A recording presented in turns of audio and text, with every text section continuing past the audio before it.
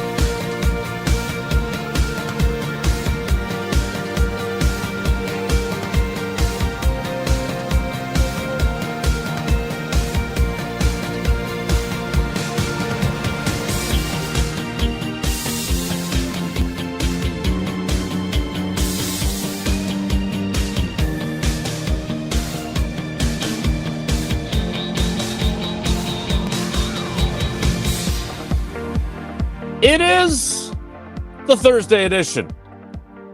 We're one day in. I don't know if I like this lighting in here, Jesse. Do I need to? Is it too yellowy? It's mood lighting. You described it as yesterday. I did describe it as. It reminds mood you of lighting, your so office in the basement. I like it. Yeah, and lots of stuff in it, just like there is in my office in the basement too. At the humble Wilde Abode edition. The Bryan Bulaga is our cousin sub of the day, but we're running into a few technical glitches, so we're working on getting him on the air edition, but we'll get him. We would not want to miss out on a day with him. And the first day of the Tausch Summer Sabbatical edition. Speaking of first days, the first day of training camp is in the books edition. The 1923 uniforms for the Packers Throwbacks edition. And here's what stood out for me from the first day of camp. What interests you the most? We'll ask that question. Edition of Wilde and Tausch on 94.5 ESPN Milwaukee, 100.5 ESPN Madison, 1430 ESPN Beaver Dam, ESPNWisconsin.com, the ESPN app, your Alexa smart speaker, streaming live video, Twitter, Facebook, YouTube, and of course, everything you need on the all-new, all-redesigned, all-free, all-customizable ESPN Wisconsin app, which you can find both in the Google Android App Store and the Apple App Store. I'm Jason Wilde in Green Bay. Jesse Nelson is in the Everlight Solar ESPN Madison studios. And somewhere in Florida, we think, our guy Bryan Bulaga is going to join us at some juncture. Jesse, I know you're efforting on that, so you're very focused on that. But did you enjoy your visit to Green Bay, Wisconsin yesterday? And did you get your umbrella back, which I ended up not needing? I did get the umbrella back. I'm glad you didn't need it. So, yeah, I did enjoy the day yesterday. So one of the things I heard yesterday from some of the people who were out and about around practice was that it was a little subdued. It didn't necessarily feel like training camp openers of past years. I don't know if there was a little less excitement. There was some interesting weather. It was super hot, and there were thunderstorms going on around the state. Like, was it a little, like, I don't want to say underwhelming, but did it feel a little less pomp and circumstancy than past years to you? So I just think that's and Tausch tells such great stories about his time as a player. I just think that it's just so different from his time playing. And look, this is not new. This has been the way it's been now for quite a while, but I didn't think it was any less exciting than other years because this is the world we live in, right? Pads aren't popping on day one.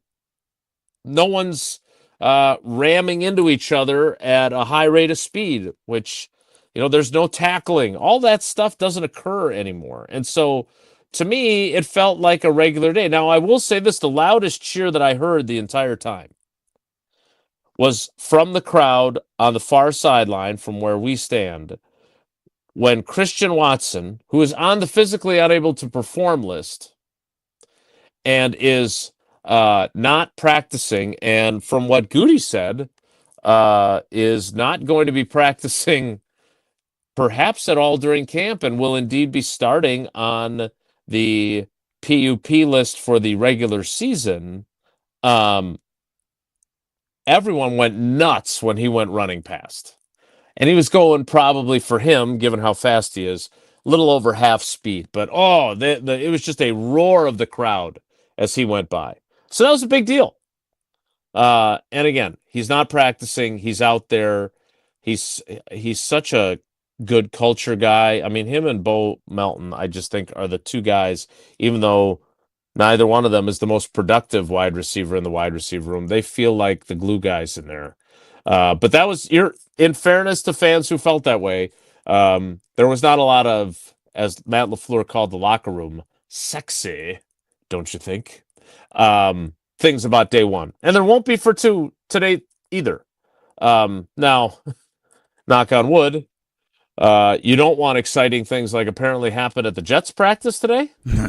Yeah. Or as Justin Fields was carted off the field this morning. That's not great, Bob. not good. Or Aaron Glenn. So we'll see. I mean, Jets are going to jet. It just feels like they are just a cursed franchise. So, you want to get through these 3 days.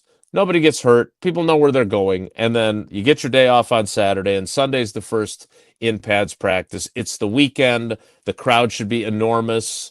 It'll probably be hot. But I didn't get that vibe, Jesse, that it was any more muted than it normally is. Well, that's good.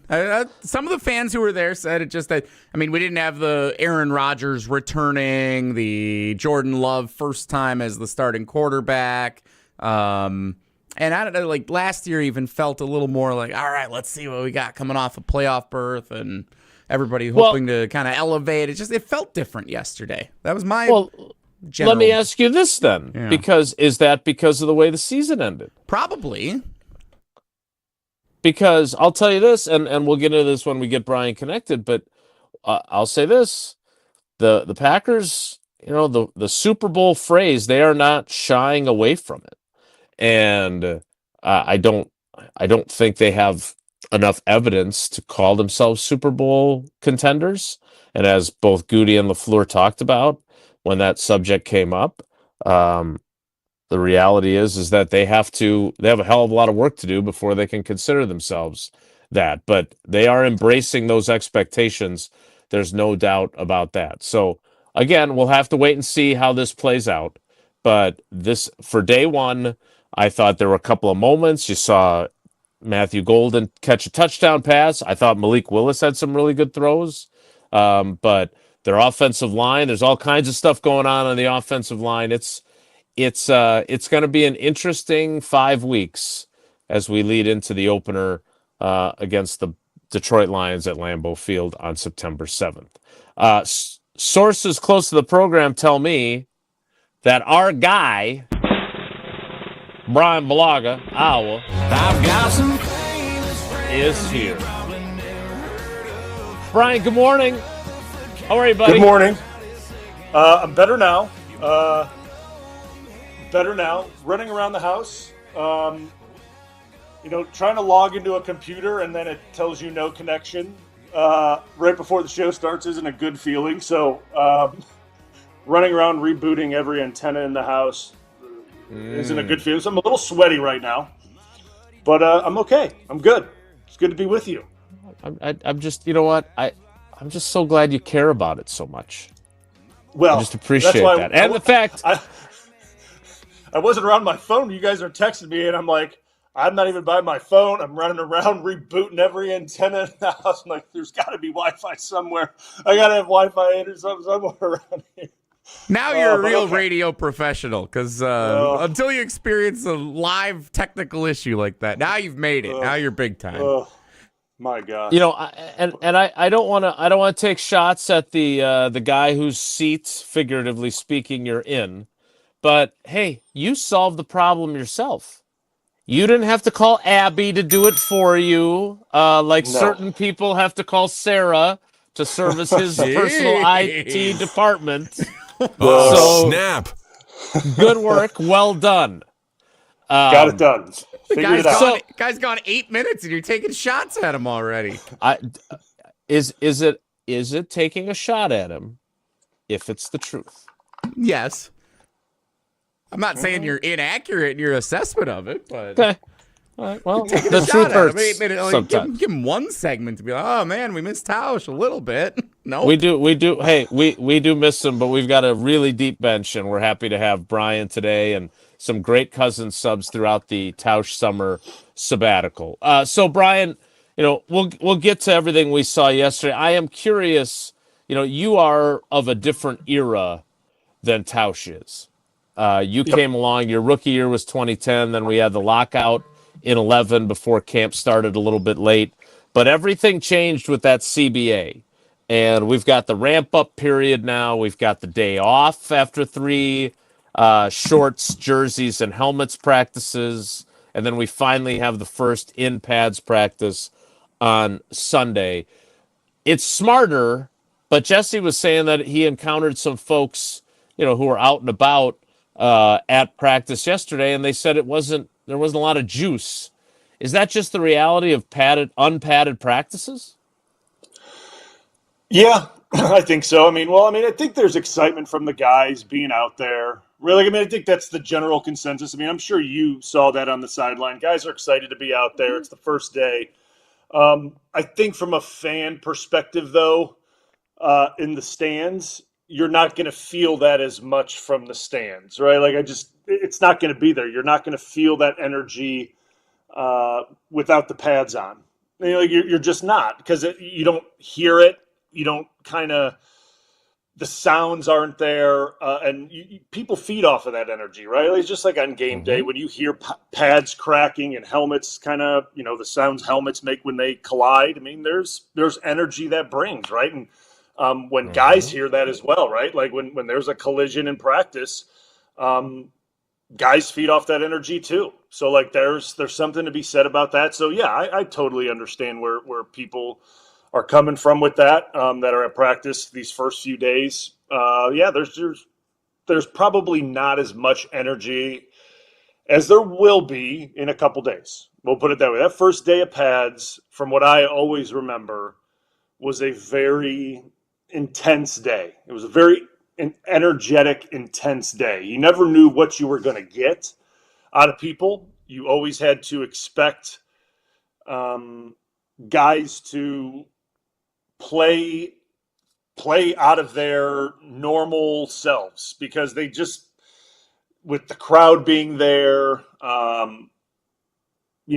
guys competing for spots, first day of pads, guys played not like themselves, right? They played out of character at some, points in times throughout practice. So you have to be prepared for that, right?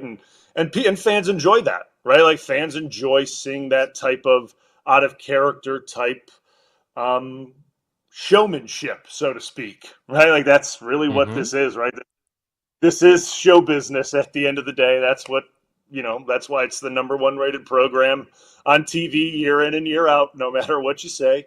Beats Game of Thrones, no matter, or now it's called, House of Cards or whatever it's called. I don't know. I forgot what it's called now. But, I can understand that. But for the guys, right, and I know I just said it. For the guys, it's day one, right? Guys are excited to be there. And the break-in period is smart. I know they've increased it. When I was first there, I think we had like a 2-a-day of shells, maybe two two-a-days of shells, and then we were right into it. Then it was a 2-a-day of pads, and we were rolling. I think, if I recall correctly. So they've gone smarter with it. There was no break in between before we put on pads. It was a put on pads and let's go.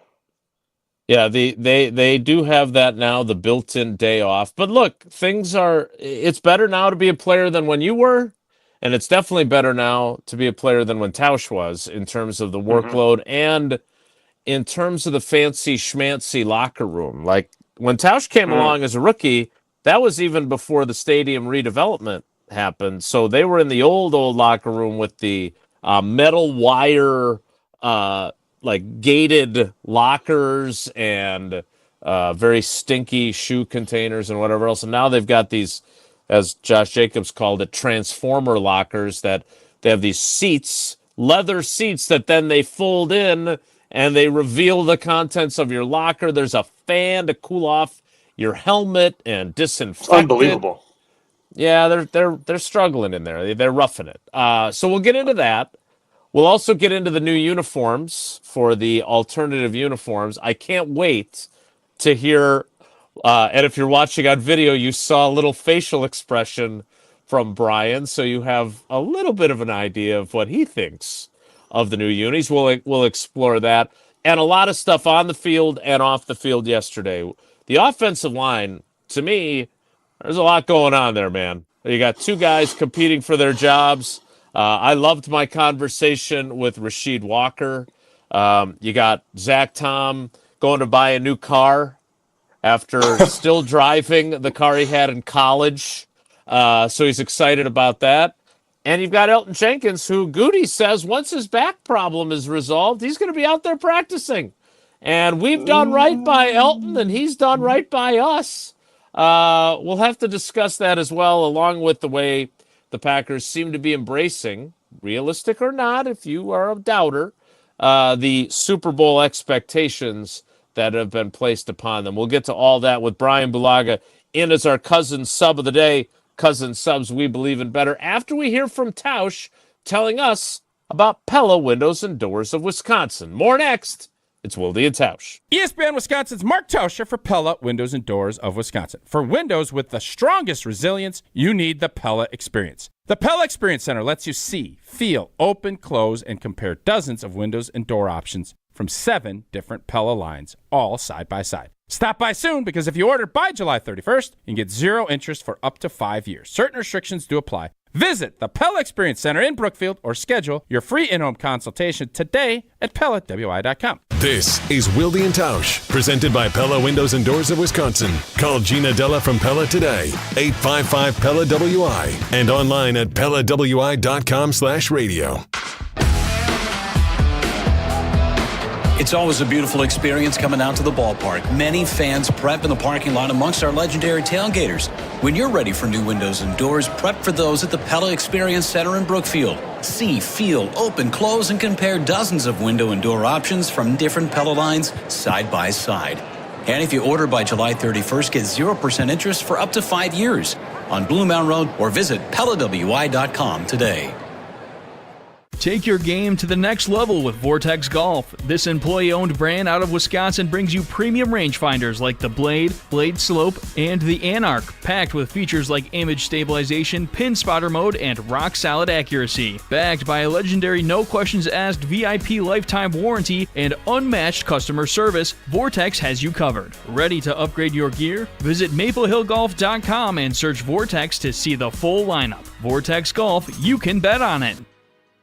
Zimbrick Honda has been a proud part of the Madison community since 1973. They're your one-stop shop for over 250 new Hondas to choose from. Whether you're looking for a sedan, SUV, or truck, their selection of new vehicles is second to none. Stop in today at their location on Fish Hatchery Road and lease a 2025 Honda Civic Sport hatchback for as low as $289 per month. Or browse the vehicle selection online at ZimbrickHonda.com. That's ZimbrickHonda.com. Shop local, shop Zimbrick Honda. Get ready to say goodbye to those bland seltzers at the ballpark. Carbless is proudly Wisconsin-born, crafted by real people. A husband and wife team who wanted better cocktails in a can. They're locally made and blissfully better. Carbless offers a bold, true cocktail flavor that's made for baseball fans. Available in fan-favorite flavors like lemon lime, black raspberry, cranberry, and mango, bringing the craft cocktail bar to your seat. Refreshment that matches the energy of American Family Field is Carbless. Full of flavor, no sugar, and no carbs. Just game day bliss. From color-changing alexandrite to shimmering zircon and everything in between at Chalmers Jewelers, you'll find high-quality, affordable, one-of-a-kind pieces. We source straight from the gem cutters, and we manufacture in-house from start to finish. As the manufacturer, we believe in truth in pricing. Never pay more for quality and stunning, beautiful jewelry. She's one of a kind, and so should her jewelry be. While others may send your jewelry dreams to someone else to make, with us, your dreams become reality with the help of our custom jewelers, with you involved the whole way. With a staff that has over 200 years of combined experience, why buy from a place that marks up jewelry made by the thousands? When you can buy direct from Chalmers for that one-of-a-kind piece that is better quality, often for less. Chalmers Jewelers in Middleton and Madison. To help those who want to be helped, but may not be able to afford it. That's what PGA Tour winner Grayson Murray had envisioned for a foundation before he sadly took his own life at just 30 years old. His parents channeled their grief into creating the Grayson Murray Foundation, carrying out his vision to help those struggling with mental health and addiction. To donate and learn more, visit GraysonMurrayFoundation.com. The UW Credit Union member Mark Tauscher here. People ask me, old T, why did you join UW Credit Union? Well, is it to keep your banking local? Is it the member first service? Great perks like early payday? Absolutely. But honestly, between us, I mean, it's Bucky. I can't say no to that face. If you love Wisconsin like I do, you just can't pay with anything else. Fandom makes us do crazy things, but this just makes sense. Become a UW Credit Union member and get your Bucky card like me. Federally insured by NCUA. Terms and conditions apply. First of all, I love bringing this to the public. The Rich Eisen Show. NFC North, top to bottom. You could say this is the best this division has ever been. Coming September 2nd on ESPN Radio, ESPN Plus, and on Disney Plus.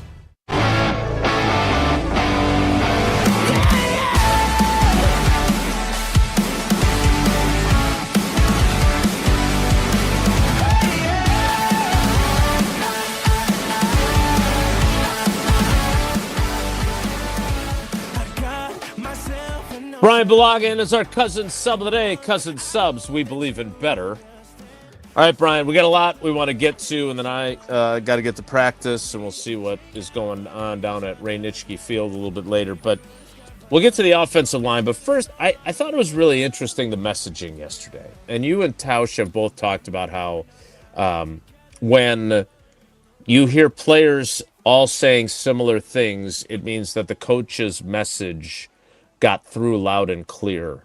And I loved something that Laflur said about the locker room. And basically, look, that gives us 0 wins. And the locker room may be sexy, which I thought of Tausch right away because for some reason he loves that word. But But the work that you have to put in to succeed is not sexy. I thought, I like, not to be whatever, but I was proud of his messaging because that's how he approached it with his guys. But they talked a lot about work, but they did not shy away from the idea that they think that they are a Super Bowl team, whether they're right or not. And I know most of the other 31 teams think that way too on the first day of training camp. They were definitely embracing the idea, and it started, frankly, with Goody, who I had the first question bringing up the quote about urgency and being time to compete for championships. Then a few other people followed up, kind of got after us a little bit as if we blew that quote out of proportion.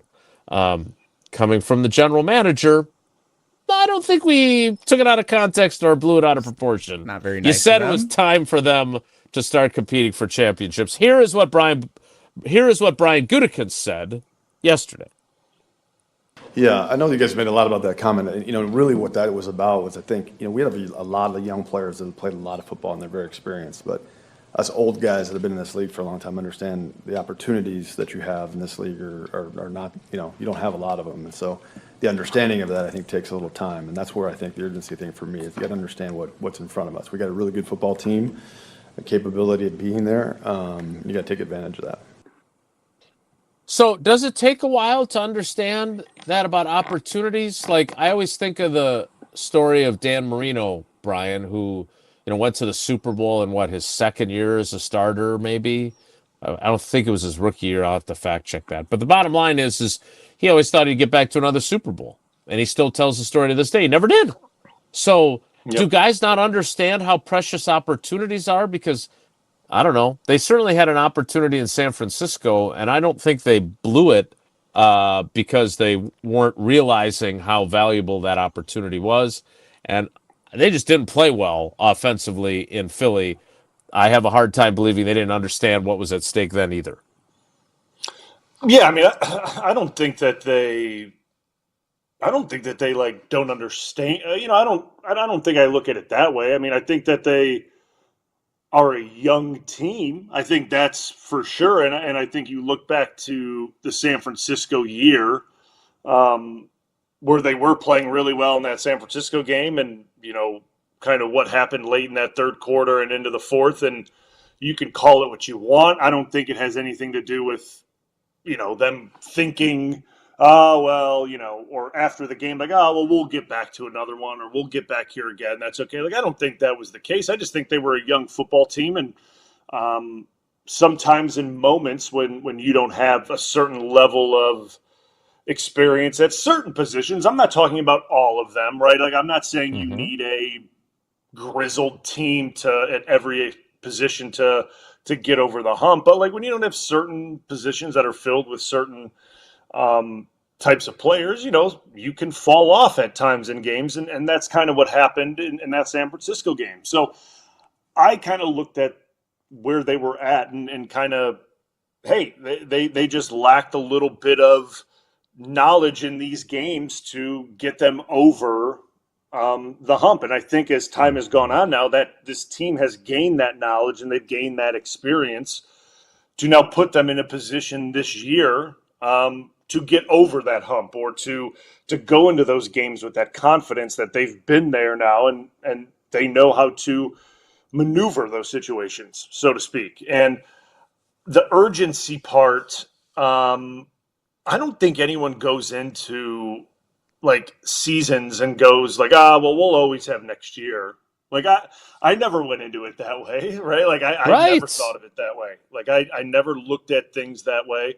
I think if you truly look at things that way, the Green Bay Packers aren't for you. They just aren't. That team, being part of this organization is not for you, because the goal of it is to try to win the Super Bowl every single year. And regardless of whether you think Goody or whether you think Ted or, Ron Wolf before that, regardless if you think if they built a roster that you think could compete for a Super Bowl or not, a lot of the guys that were in that locker room at the time and were in, within that roster thought that the roster was good enough, right? Like, and we did believe that, and we thought every time we took the field we could win.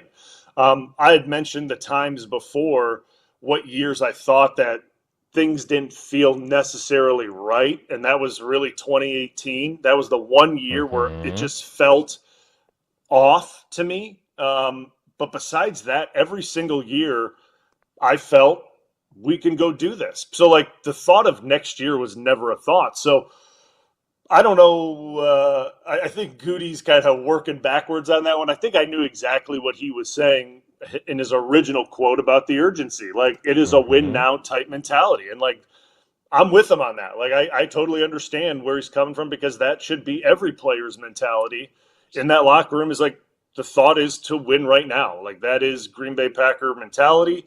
It's to win now. When you have a quarterback, as what we all think Jordan Love could be and should be, is a top-tier quarterback, the thought is to win now. When you have a defense like we saw towards the end of last year, that is a top 10 defense, the thought is to win now. And that is, to me, the way this team should be thinking going into this year. And that kind of leads into what you were talking about, the messaging of what they're all saying in the locker room about Super Bowl talk, right? Like, and I didn't hear every single quote that these guys are saying. I mean, you heard a lot more of it.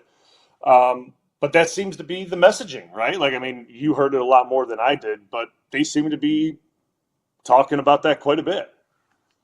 Yeah, and Matt LaFleur did it too, and he sounded very similar to Goody, so they are all kind of on the same page. Here's how Matt LaFleur, when we weren't being interrupted by alarms about some sort of police situation in Ledgeview, and when he wasn't getting after me for sneaking in an extra question, here's what Matt LaFleur had to say about the expectations. Yeah, I think we're capable of doing some really good things, but we got to be willing to do the work, and that was pretty much the message to the team. Are you willing to do all the little things that it takes? Because it takes a lot to get even to that point, to reach the postseason. It takes a lot to. I mean, we got a really tough division, we got a really tough schedule, and that's the National Football League. So, but you got to do all the little things. And then, you know, you always got to have a little luck on your side in terms of staying healthy throughout the course of the season. Work, work, work, work, work. I guess my question is, when you have a veteran team and you played on some really veteran teams, that doesn't feel like something you have to preach. Whereas young players, even ones that have more experience now as they're going into year 3 or year 4, is this the byproduct of coaching and building a team that is, as two guys that have had their 30th birthday and they're both specialists, that you do have to kind of grind into these guys? It's about the work. It's about the work.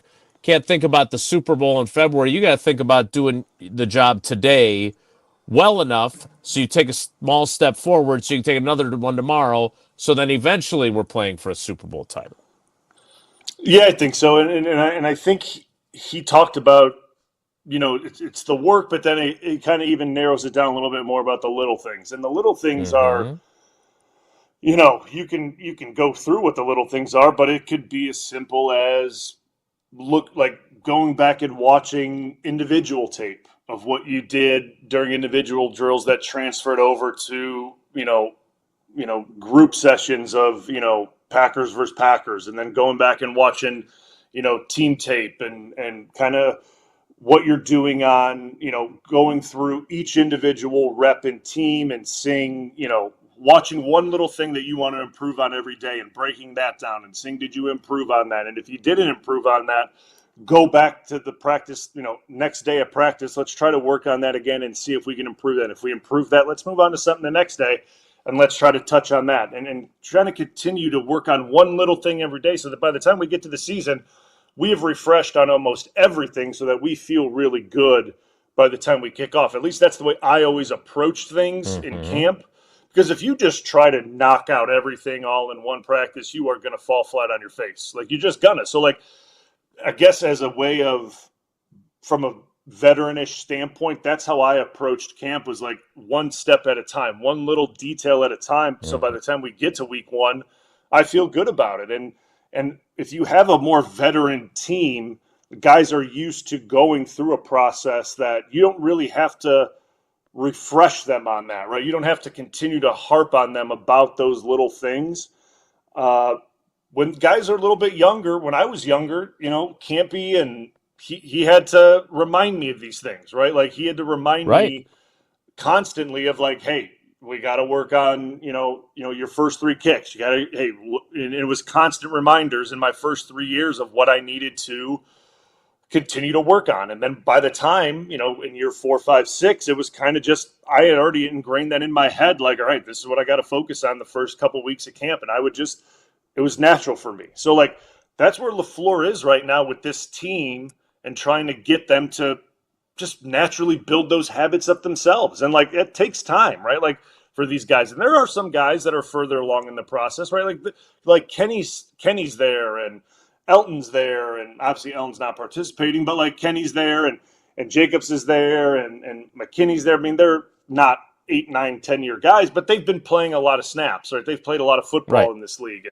They've done, they've played a lot. So like they understand their process, and obviously they've done it at a really high level. So they understand things. But there's other guys that there's a lot of expectations to perform that, they need to find their way on it. And he's just simply reminding them of that process. So like there's a little byproduct of that, I would think. But at the same time, I think he sees a lot in the group.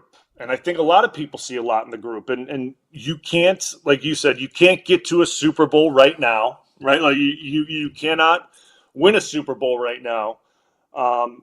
You can't lose a Super Bowl right now either, right? Like I'm not saying that either. Like it's not like week 3 where you can't get to the playoffs, but you could certainly lose the playoffs right now, or not make the playoffs right now. But you could certainly right now in training camp hamper I would say the continuity of a team if guys aren't progressing together, right? If they're not making strides together with how they're gelling as a unit, if that makes sense. Like if guys aren't progressing together with how they're kicking rust off and how units aren't meshing, that slows progress. So like, I mean, I'll stay in my lane with it.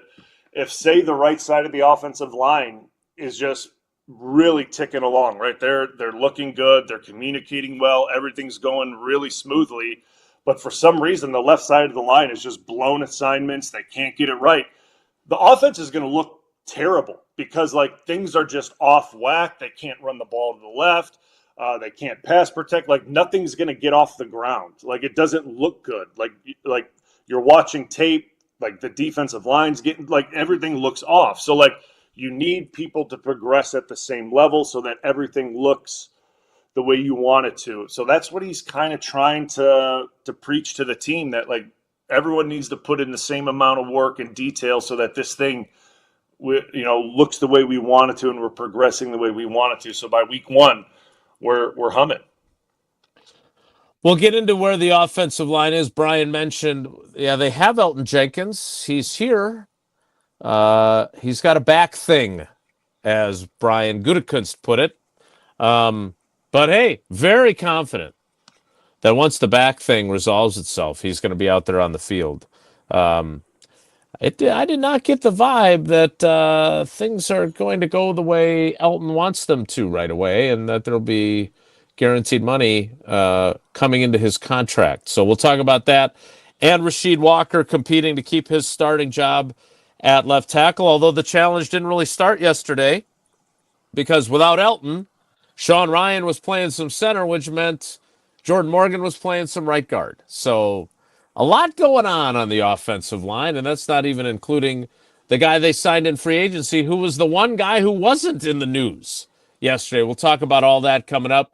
Speaking of news, you see news all the time about people that have been injured in accidents, and you just hope that they're going to be okay, one, but two, that they're taken care of. And that's what Gruber Law Offices is here to do, to make sure that you get what you deserve if you've been injured in an accident. Make the call. One call, that's all.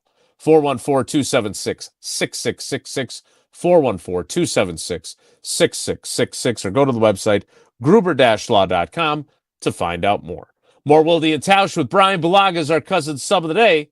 Coming up next. Stick around. We're on the Badgers. All of these folks that put these projections into the world, I don't think they have them winning 6 games. Because we're on Wisconsin Sports. Let this team prove that these projections are bunk. This is 100.5 ESPN. Bringing summer gatherings to the next level is just another thing we do at Celebrations Entertainment. Hi, it's Jeffrey. With rental items like sound equipment, photo booths, and even yard games, you can make your event the party that everyone talks about. Any event like graduation parties, block parties, or even a backyard barbecue can be elevated with fun, interactive items to make everyone ask, hey, how'd you pull this off? Just tell them celebrationsentertainment.com. That's celebrationsentertainment.com.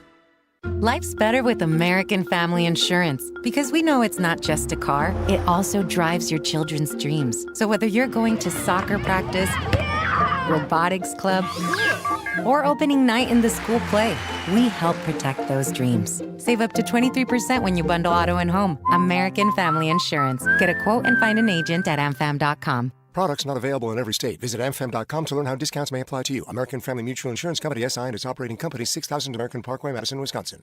Jim Rutledge here. It's officially camping season, which means I will be using my big blue truck from Simden Chevy in Mount Horeb. You're only minutes away from a better buying experience at Simden Chevy in Mount Horeb. What does that mean? It means it's a customized buying experience. If you're an expert and you know what you want, they're happy to let you take the lead. And if you have a ton of questions, Aaron, Tyler, and the whole team at Simden Chevy in Mount Horeb will make sure they can answer them all. You're only minutes away from a better buying experience at Simden Chevy in Mount Horeb.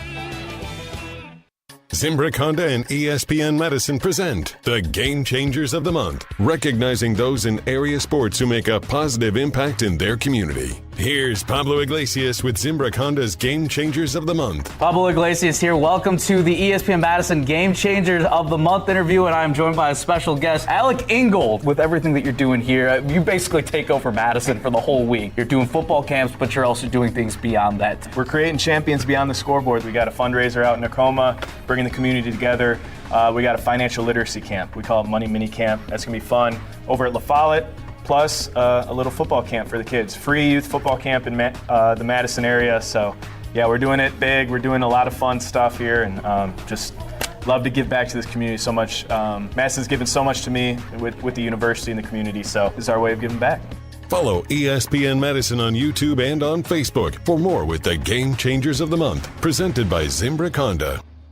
Coors Light presents To Chill or Not to Chill.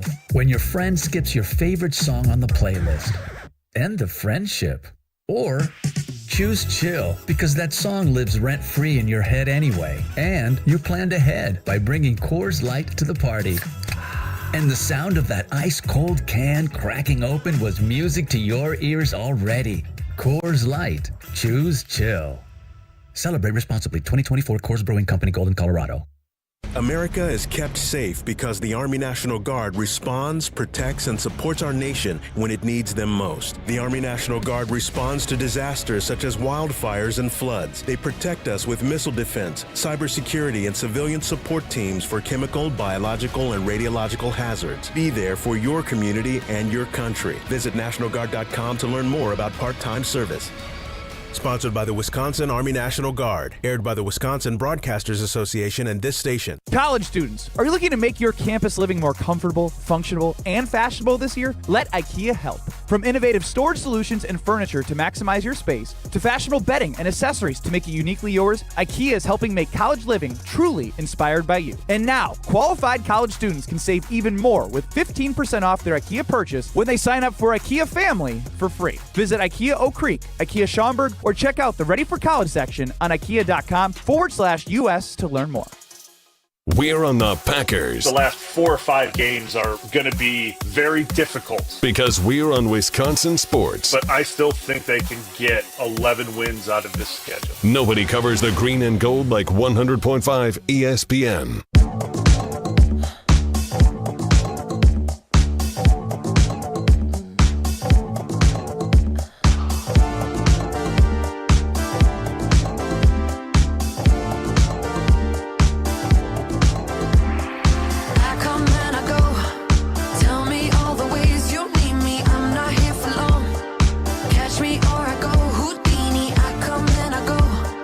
Prove you got the right to please me. Everybody knows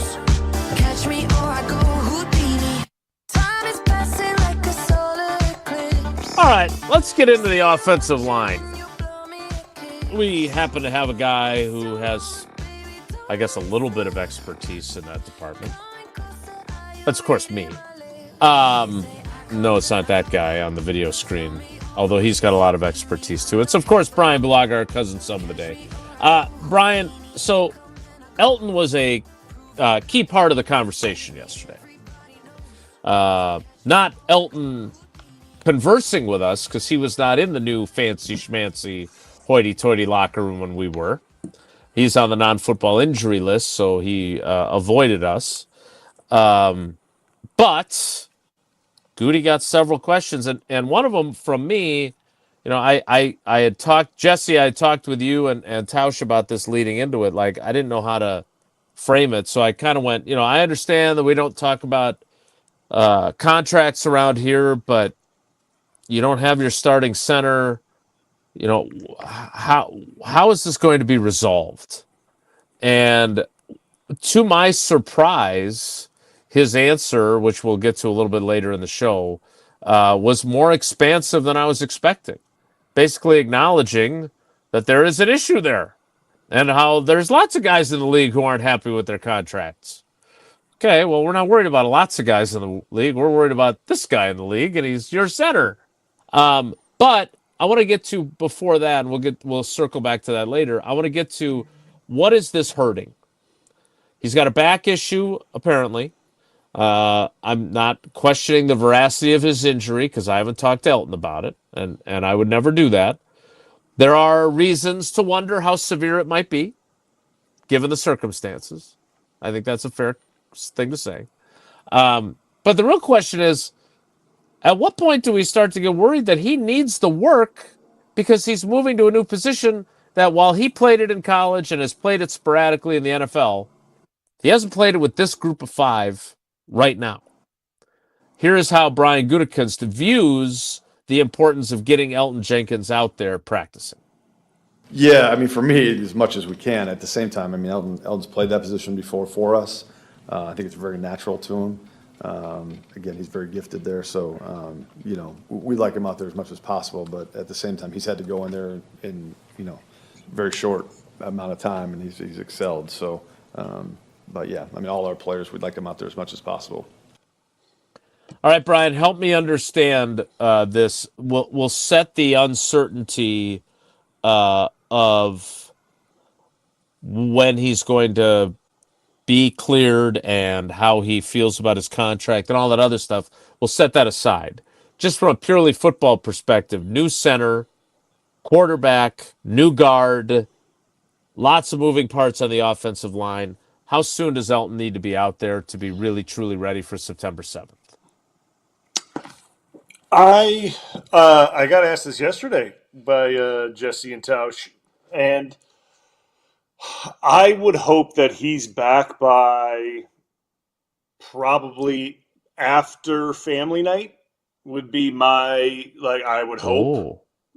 By the time they start joint practices, that would be when I would hope that he's back with the group, because I think you look at what kind of starts happening when the joint sessions start to come about is they start to settle on that group, right? Like, they start to get what five they want out there. Obviously, when Elton is back, right? Not like his back, so no pun intended. But like when he's funny guy.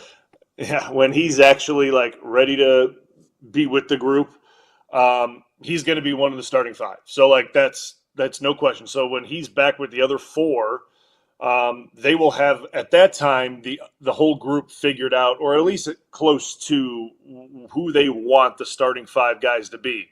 And that's when you want him to be taking reps with these guys, right? And figuring out,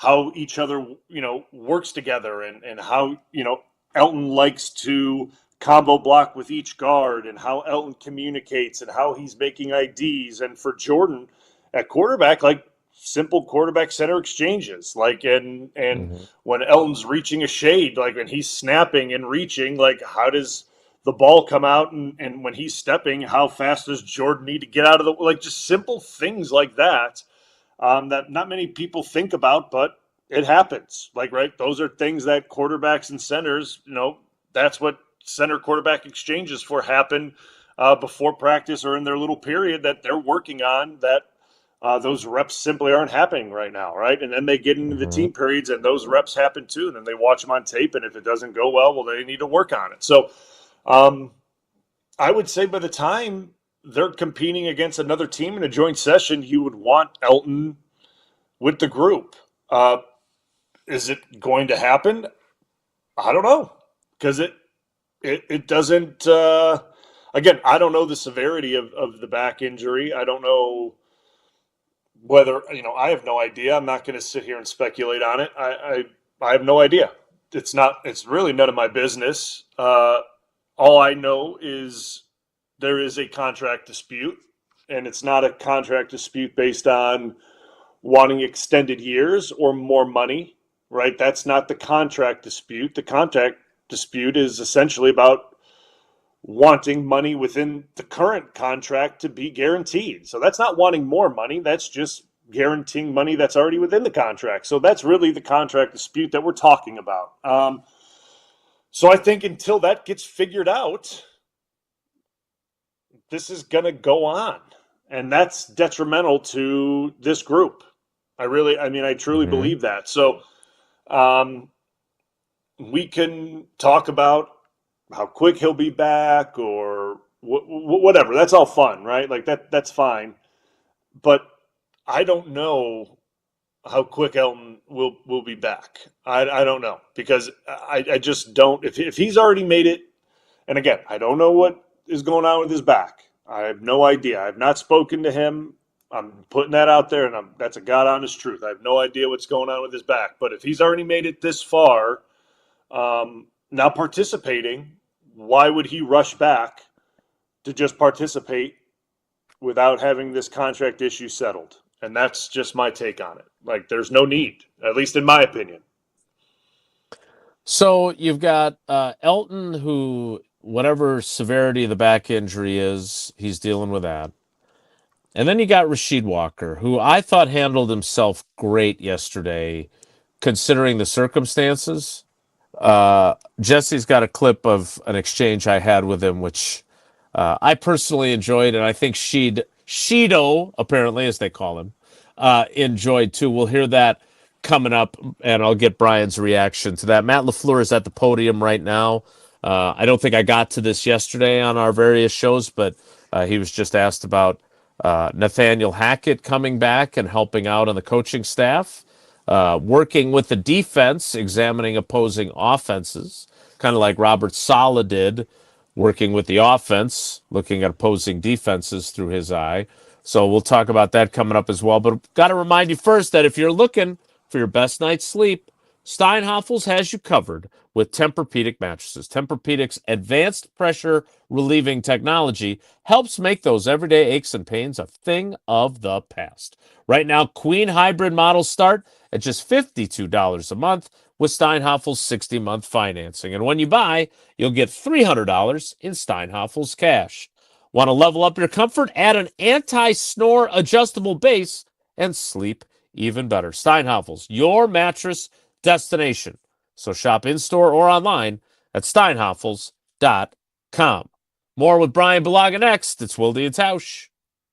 We're on the Brewers. 2025 wants to be in the discussion as one of the greatest Brewers teams of all time. Because we're on Wisconsin sports. It's going to come down to what they do in October. This is Madison's new home of Milwaukee Brewers baseball. 100.5 ESPN. Hi, this is Lee, inviting you to Ruth's Chris Steakhouse in Middleton. We got a great happy hour every day of the week from 4 o'clock to 7, and our patio during the summer is open too. If you're getting married, special occasion, a birthday, anniversary, or even a business meeting, we've got all the accommodations right here at Ruth's Chris Steakhouse.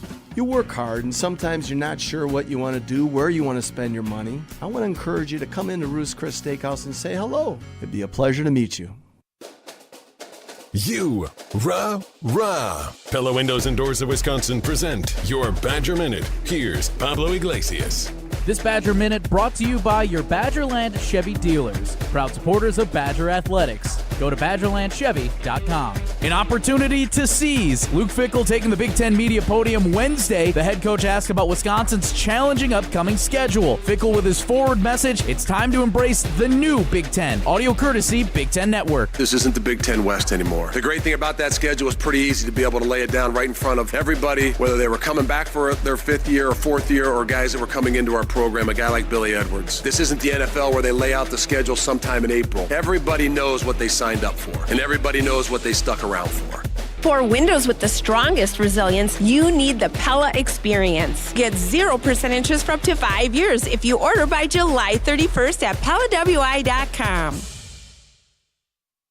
Siding Unlimited is Wisconsin's leader in Pella window installation. In fact, we are Wisconsin's only Pella Platinum Premier Certified contractor, and we've won Pella's prestigious National Contractor of the Year award 5 times. It's easy to get started. The process starts with homeowners meeting us at Siding Unlimited's amazing showroom on 2018 South Stoughton Road in Madison. Trust me, our showroom is a must-see. Looking for new windows, siding, roofing, and doors? Visit us at sidingunlimited.com or stop by our beautiful showroom in Madison.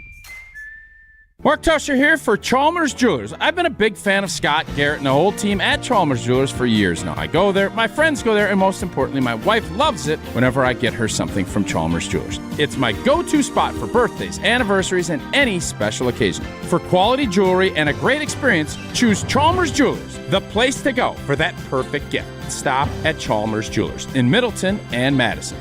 Chalmers Jewelers in Middleton and Madison.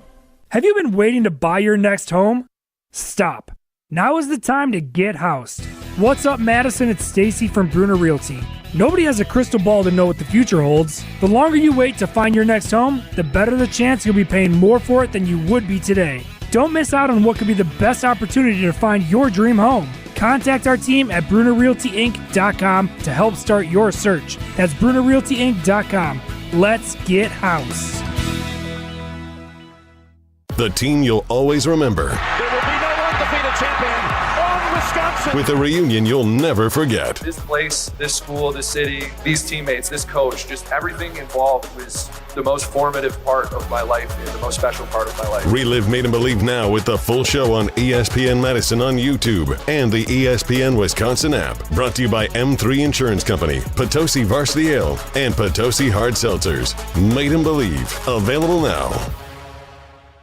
The search for luxury begins at Audi Madison. Save $5,500 when you purchase or lease a new 2025 Audi Q7 55. National customer credit is good toward the purchase, finance, or lease of a new Audi, but is only available until July 30th. Why drive something ordinary when you can drive something extraordinary? Stop in and test drive today. Check out AudiMadison.com to see current inventory and specials. Start your adventure at Audi Madison today, off the Beltline and Rimrock Road.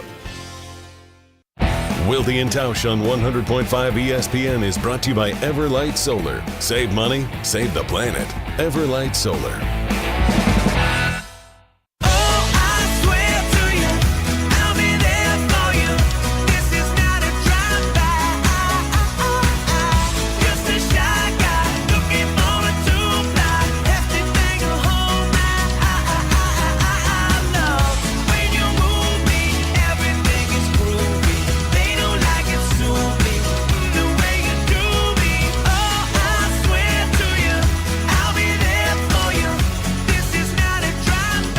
All right, Brian, you and I both know I have no business being an NFL player for a myriad of reasons. Although, you know, with where my weight's at, I'm getting kind of close to that part of the job. Thank you. Look, I don't think it's unreasonable in whatever job you have. Offensive lineman, working at Harnish Fager or Alice Chalmers, as my grandparents used to say in Milwaukee. You just want to feel like you're respected and appreciated. And yeah, the NFL is all about competition. But at the same time, when you pay some dues, you just want them to be respected. Is that fair? Like, I'm not saying you don't have to compete. I'm not saying that. But you would like also that what you've done for a team means something. Is that a fair way to view it? Yeah, I think so. When you put some pelts on the wall, you want it to be, shown with some respect, I think. I mean, that's normally the way it goes. And I think I know where you're going with it, right? When you have starts, there's something to be said about that. There's something to be said. So we did talk to Rashid yesterday, and like I said, coming into the segment, I respected the way he handled it. I really did. I thought he handled it great because he knew the questions were coming. The easiest thing in the world would have been to just not come in there, right? Then you don't have to answer the questions, and he did. And so, but during our conversation, somebody had asked him about, how does this make you feel, or how do you view this? And I thought it was really interesting that basically what he said was, what am I supposed to say? What do you want me to say? Well, I had a few suggestions for him on what he could say. Here is that exchange yesterday. Rashid, what was your reaction, though, when the front office says after the season they'll probably have to battle again for that left tackle job? I mean, shoot, what can I say? What can I say? That's my big no. What can I say? Well, Rashid, I would say this, and people around here know how soft I am. So I'd be sad and upset. I'd be like, hey, man, I started 35 games here and played pretty damn well. And I saved your asses when David Bakhtiari got hurt after one game. I feel pretty good about what I put on tape. That's how I would have reacted. How do you channel that more healthfully than I would? I mean, my thing is, we all know that's true, but, they don't make Band-Aids for feelings. So it's all about, I'm on a 4-year contract. So it's my last year of the contract. So, I'm just do my best. I'm just blessed to even be able to still be able to play the game. I've been through a lot of adversity in my career. So just to even still be able to, lace up my cleats, be playing in the NFL is every kid's dream. It's my dream. So I'm just happy, to have a role on the team and just be able to, add on. You said that the competition is within yourself, and that's the healthiest way to look at it. But as Dave pointed out, it's not like you haven't been over this ground before. Does that help you, though, just to know what you're dealing with? My thing is I just always handle things the same way, and that's just showing up every day, ready to work, and just trying to be better, and just not worrying about the outside things, just control what I can control. Brian, how do you grade, being the now media guy that you are, but the player you have been, how do you grade how Sheed handled that conversation and how I'd be handling the competition and the disrespect I'd be feeling personally? I think he did a good job with that. I think he knew that was coming. Whether he didn't answer those questions yesterday, they were coming today. If he didn't answer them today, they were coming tomorrow. Regardless of when he answered them, they were coming one way or another, right? So I think he did a good job handling them. And he kind of said at the end, he's gone through this, right? So, and his process has been really good of how he's handled it from the start, right? Put your head down, work, and just try to get better every day. And getting better every day isn't like, it's not like becoming an all-pro player every single day, because that's impossible. You don't become an all-pro player one day after the next. That's not what he means by that. It's improving on something every single day and making steps forward and not taking steps back, right? And in a competition, it's not giving ground, right? It's not creating space for say now Jordan Morgan to gain on him, right? It's not opening the door, and that's really what in this competition. Even though now Jordan Morgan's taking reps at right guard, which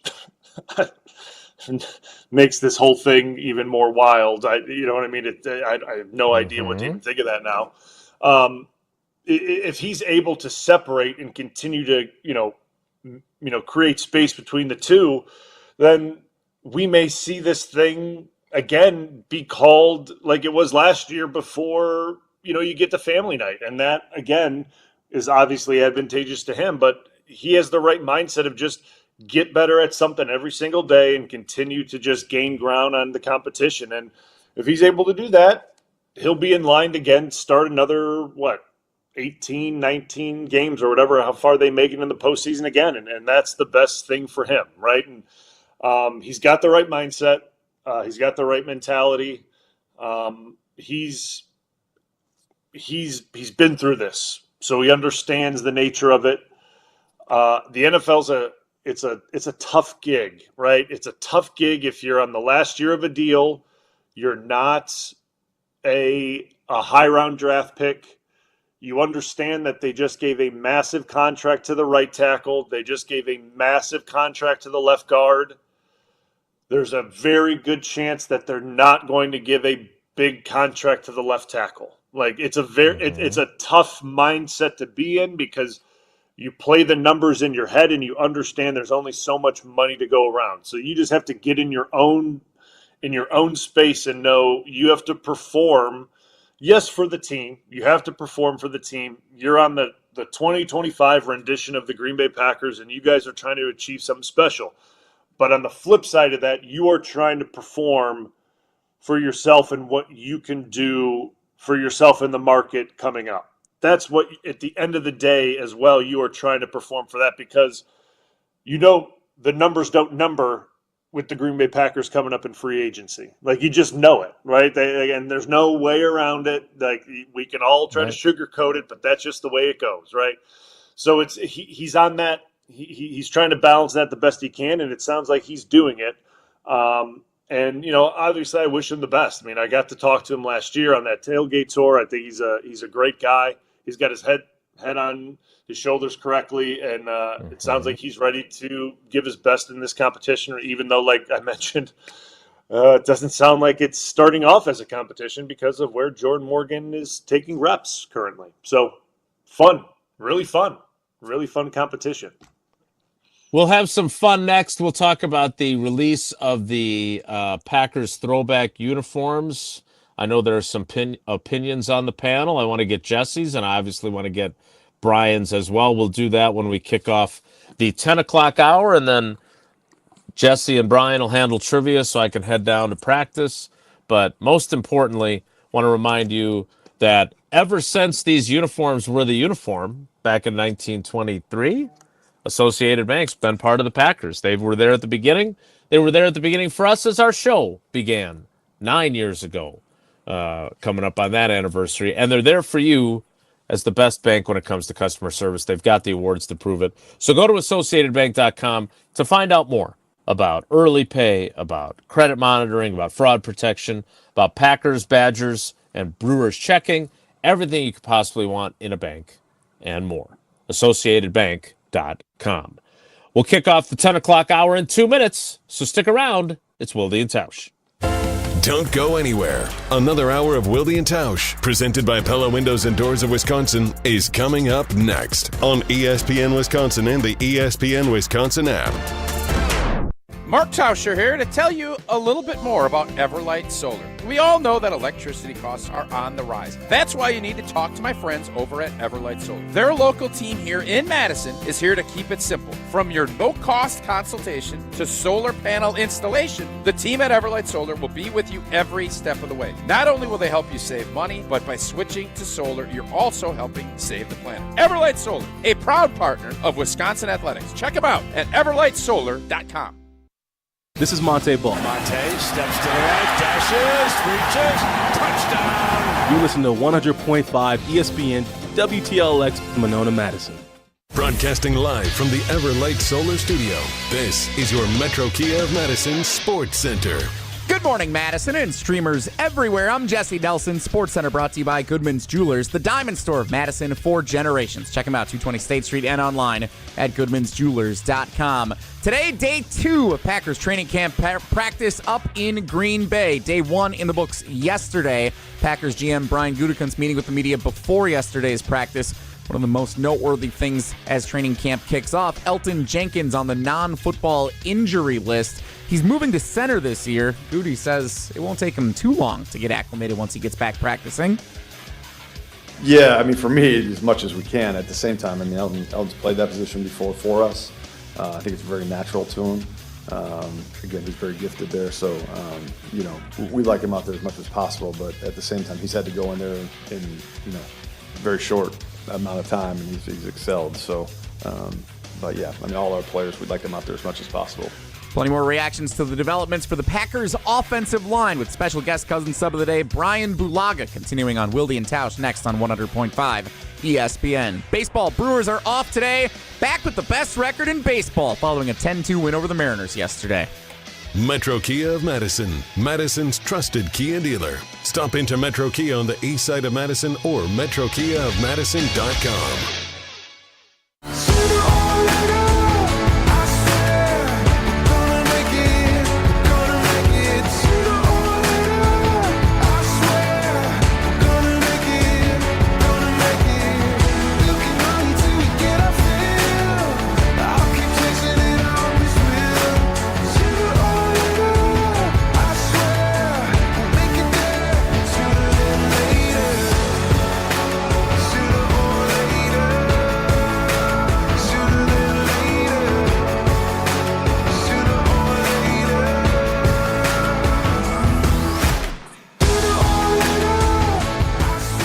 Our friend Matt Carney played this song when Paul and the girls and I went to see him in Door County the other night. And I thought we were starting the 10 o'clock hour of Wilde and Tausch. Bryan Bulaga is in as our cousin's sub of the day. Cousin subs, we believe in better. Well, Brian, if you believe in better, you have a history of wearing... I have a history of wearing my heart on my shirt. Of wearing throwback uniforms during your playing career. Do you have a favorite from your time playing? Yeah, I like those ones where it was just the what was it like the lighter brown helmet, the straight navy with the gold circle and the brown pants. Or like the tannish pants, and then just the navy socks. Those were my favorite. I like those a lot. Those were great throwbacks. Do you feel the same way about the ones that have been unveiled today? The 1923, we're going back to our roots uniforms that they will be wearing with the leather-looking painted-on helmets. How do you feel about those? All right. So all right. I like so like I like the jersey. I think the jersey looks good. Like I'm totally good with the jersey and the pant combo. Like I'm good with it. The helmet is, I mean, I'm just going to be totally honest. I like to be honest on here, and people we like it too. The helmet is brutal. The helmet's brutal. I can't. Wow. I don't like the helmet. I don't like the printed on. Like I don't like that. Like it just looks brutal to me. I'm not a fan of it. It's just I'm not feeling it. I wouldn't like it. I don't like it. I'm not even wearing it. And that's just me. I'm sorry, Brian. Could you clarify your position? Because I feel like you've kind of been a little wishy-washy on the helmet. And maybe I wasn't clear. Maybe I wasn't clear. I mean, I like everything else though. I like the jersey. I like the stripes on the shoulder. I think that looks really good. I think that looks clean. The helmet is just it's throwing me off. Like I get we want to go back to the leather helmet, but like no, the printed helmet on the helmet, it's not. It's tacky. It looks tacky. And I'm just not feeling it. Nope. So too much. Too much. Jesse, you pointed this out while we were getting ready for the show today, and I had forgotten about this. Honestly, Illinois did this with their throwbacks Was that last year? Was that against the Badgers? No, it was against Michigan. They unveiled their throwback. So Illinois did like all season long. They did different throwback uniforms. They were celebrating some anniversary last year. So they had like their 90s uniforms, their 70s uniforms. And then there was one set of uniforms that went all the way back to the beginning, which is essentially what these Packers ones look like, which Illinois, to my knowledge, is the first team that ever did the fake painted on leather helmet, which I would think is where, inspiration served for what the Packers are unveiling here. It's pretty similar looking to what Illinois wore against Michigan last year. So I'm kind of with Blue. When I watched that game on TV, I watched that Illinois game. It was kind of weird looking at it on TV because it actually does look like the helmets are leather when you're watching it. So it's a visually strange experience watching it on TV. I don't know if it feels the same on the sidelines or in the stadium or anything like that. But do you have a photo of Illinois by any chance? I'll pull it up here in a second. I have to download one from the internet here, but I'll get that up here for you. But yeah, they're very similar looking with the navy blue uniforms, with the brown leather looking helmet. The thing that I'm glad about with this, here's my take on the throwbacks. They said they're wearing them against Atlanta. Perfect team to wear them against. I hate when we do throwbacks on Thanksgiving against Detroit when that's a massive game. I hate when Michigan and Ohio State mix up their uniforms when they play each other every year. Like, there's certain games that you need to keep the traditional uniform. I didn't like when the Packers, I think they wore the white helmets against Minnesota last year. Was that a game that they wore the white helmets? Like, I don't want that. I don't want Minnesota wearing their white helmets against us. Like, when you're playing divisional opponents, when you're playing big rivalry games, massive NFC implications, AFC teams you only play once every 4 years. I don't want those to be games where you're mixing up the helmets. I want the traditional look. So we don't go 8 years before seeing the Packers and Chiefs wearing their traditional helmets playing each other. So Atlanta's the perfect team to do this against. We always used to do. Remember, Jason, when it used to be the color rush games, and we'd play the Bears and we'd wear those disgusting all whites, and we would be the color rush. I feel like we always played the Bears on color rush night, and it would be the all. I want to talk about like feeling awful on a nationally televised game. It was the color rush, all whites. Ooh, bad look. So obviously, like yesterday, and we're going to be asking guys about this today with the uniforms now. But yesterday we were asking about the locker room, and it wasn't as if any guys were going to say, "Well, I got to be honest, they did away with the Green Mile." And we're kind of cramped in here because the locker space is not nearly as big, which, by the way, is true. Like, I'm not using the locker room other than to interview people. There's a lot of space. There's a lot of open space in the middle. But it almost felt like the lockers are a little more condensed because they took what used to be, the main locker room and then the additional locker room, and now everybody's in the same spot. So you're not treated as a second-class citizen if you're on the practice squad, for example. Now, again, there's also 90 guys in there, and there will only be 70 once the season starts.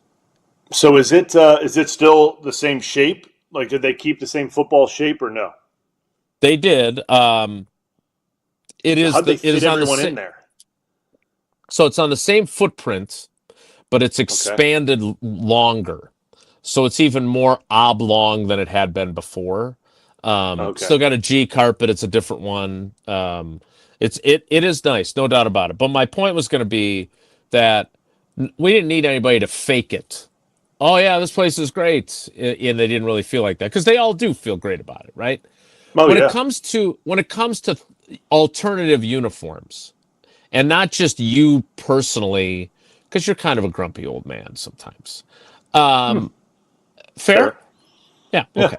Kind of rude, but fair. Do guys get excited about this? Like, they did the photo shoot, obviously. They got Love in a jersey, and they got Tucker Kraft. Like, are guys excited about this? Are they excited about it when they actually wear them? Like, what is as a player, and not just you, what is generally the feeling among players? I don't know if I don't know if guys are excited. I mean, the only thing I was excited about with them were the pants. The pants were different than the normal Nike pants, and they were like stretchy and flexible, and they felt amazing.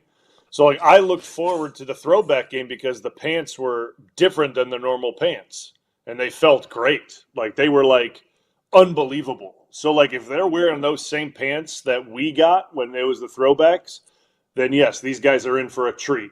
Then they are going to be very happy with the pants. So that's why I really liked the throwbacks that we wore, because the pants were amazing.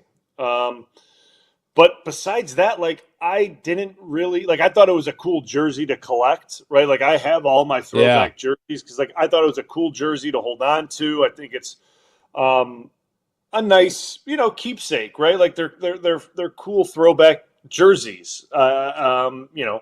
Like you have the regular, green and white jerseys that you can get after the season. But the throwback ones are cool. I think they're cool to hold on to, but like excited to like just playing them one off. Like, I mean, it's a jersey. You put it on, you go play, right? Like, and that's really the way I view it. It's not, but again, like linemen look a lot different in these things than like the skill guys. They look a lot cooler in these things than we do. So, like, let's just call it what it is, right? Like they look a lot better in these things than we did. So maybe the skill guys feel a little bit different about it than we do. But at the end of the day, like it's a uniform. You put it on and you go roll. But for me, it was always the pants. It was always the pants. The pants were good. Yeah, Rodgers used to say that all the time about those pants. Mm-hmm. And my only question, because that was back when we were doing the radio show. My question was, well, then why don't they make your regular pants out of the same material so you guys are all comfy all the time? It's a good question. Am I the only one to wonder that? We asked, and we just got told, nope, can't do it. And we were like, well, why? Can't do it. We're like, well, we don't understand. It's above our pay grade is what we were told. Okay, sounds good. Like, no big deal. And that's just what it was. No, can't only good pants for one game. Good pants for one game. The rest of them, deal with it. But they made minor adjustments to the regular pants. Probably in 2016, they brought in a different pant that had a different stripe on the side that was more, that wasn't that thick band, like it wasn't a thick banded, like that made it more flexible and stretchy. That they tried to mimic that brown pant a little bit more, and it was better. It still wasn't the same by any stretch of the imagination. Was not the same, but it was better. So maybe even now it could be even better. But those pants, I will go on record, the best pants ever. I don't know who made them. I don't know what company. I know there was a Nike logo on it, and I've worn the Nike pants, so I know they weren't Nike. I don't know what company made those pants. God bless you. You guys got to find out a way to get into the NFL because every player will love those pants. I promise. So I did find the Illinois uniform here, so we can do a little comparison. So this is Jordan Love wearing the Packers one that was unveiled for this season. Here is, they called these the Red Grange throwbacks for Illinois last year. So that the leather helmet looked more orange than it did brown like the Packers one does. And obviously, we're workshopping it. A little busy, the rest of the uniform that Illinois wore in this game. It was very distracting to watch last year. But the helmet is what stuck out on television. Yeah, Illinois' I will say this. Green Bay's is better than that. Green Bay's, I mean, obviously starts with the jersey. Green Bay's is a million times better than that. And their helmet is better. So, like, I'll give Green Bay, like, marks above than what Illinois did. Like, it's way toned down from that. For sure. I'll give them that. I'll start there. Well, that's nice of you. Yes. That's a win. Yeah. Yes. But it doesn't. They don't suck as bad as Illinois did. Yeah, but that jersey that Illinois has on is absolutely disgusting. Ugh. And they beat Michigan in these uniforms. It was a big win for them last year. Oh my gosh. That's even worse. All right. We could talk men's football fashion all day, but we must get to trivia. Could we? I don't know if we could. I don't know if we could either, but it felt like a good line at the time. Jesse, I'm gonna head down. What do you got for a category, and what caller would you like? Today's trivia category: new season. Who dis? New season for the Green Bay Packers, so there's always some questions with very clever, some unfamiliar faces, getting to know some of the new guys. So new season who dis is the category today that Brian and I will play. Let's do caller number 10 for Jordan Love. Caller 10. Caller number 10. 844-770-3776. 844-770-3776. Caller 10 right now for Wilde and Tausch trivia. Brian and Jesse will play that next. It's Wilde and Tausch. This is Wilde and Tausch, presented by Pella Windows and Doors of Wisconsin. Call Gina Della from Pella today, 855-PELLA-WI, and online at PellaWI.com/radio. Get ready to unleash the dragon at Hard Rock Casino Rockford. Introducing the region's very first $1 million Dragon Link slot game. Feel the thrill, chase the excitement, and win big. With jackpots soaring to $1 million, your chance to hit it big is here. Come experience the ultimate gaming adventure. Visit Hard Rock Casino Rockford today and play the $1 million Dragon Link slot game. Your legendary win awaits. Hard Rock Casino Rockford. Let's hard rock. If you or someone you know has a gambling problem, call 1-800-GAMBLER. The biggest games. Back-to-back state championships. Still going, lowers his shoulder into the end zone. Touchdown, Wanakee. The most compelling stories. Where are you going to be playing basketball next year? I'm proud and excited to announce that I'll be going to the University of Charleston. We are now joined by the Executive Director of the WIAA, Stephanie Hauser. The area's best high school sports coverage is Zimbrick Honda's presentation of Prep Mania. Baseball is back. Bryan Bulaga here to bring you a proud partner of the Milwaukee Brewers. Surfside Iced Tea and Vodka and Surfside Lemonade and Vodka. A delicious and perfect pairing for a day at the ballpark. Stocked at American Family Field all season long. Surfside is only 100 calories per serving, and the best part, 0 bubbles. Ask for it at your local bar or liquor store. Surfside, an official partner of the Milwaukee Brewers. Must be 21 years of age. Please drink responsibly.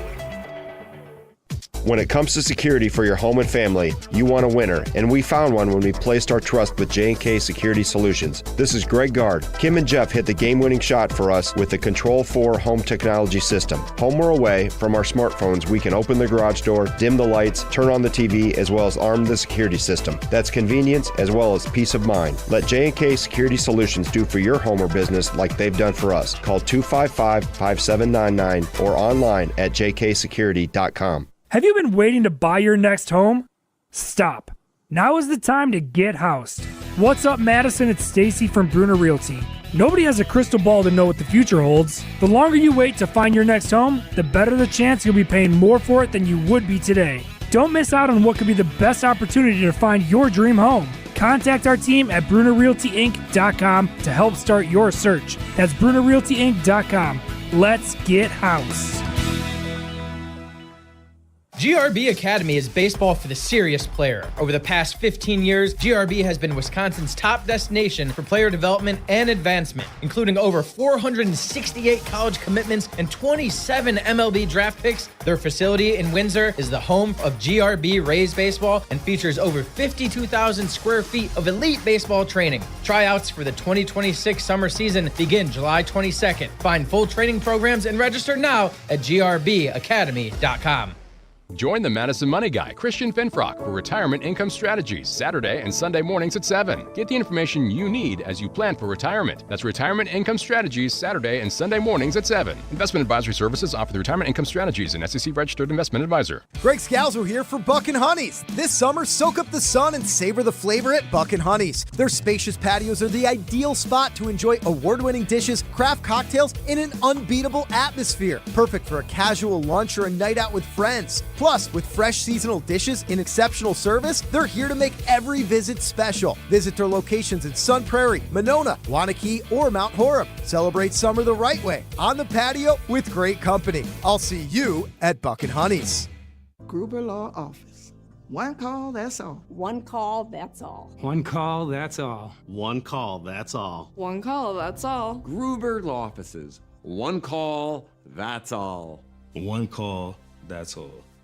We're on the Packers. This is an enormous season because we're on Wisconsin sports. And it's not just for Jordan Love. Nobody covers the green and gold like 100.5 ESPN.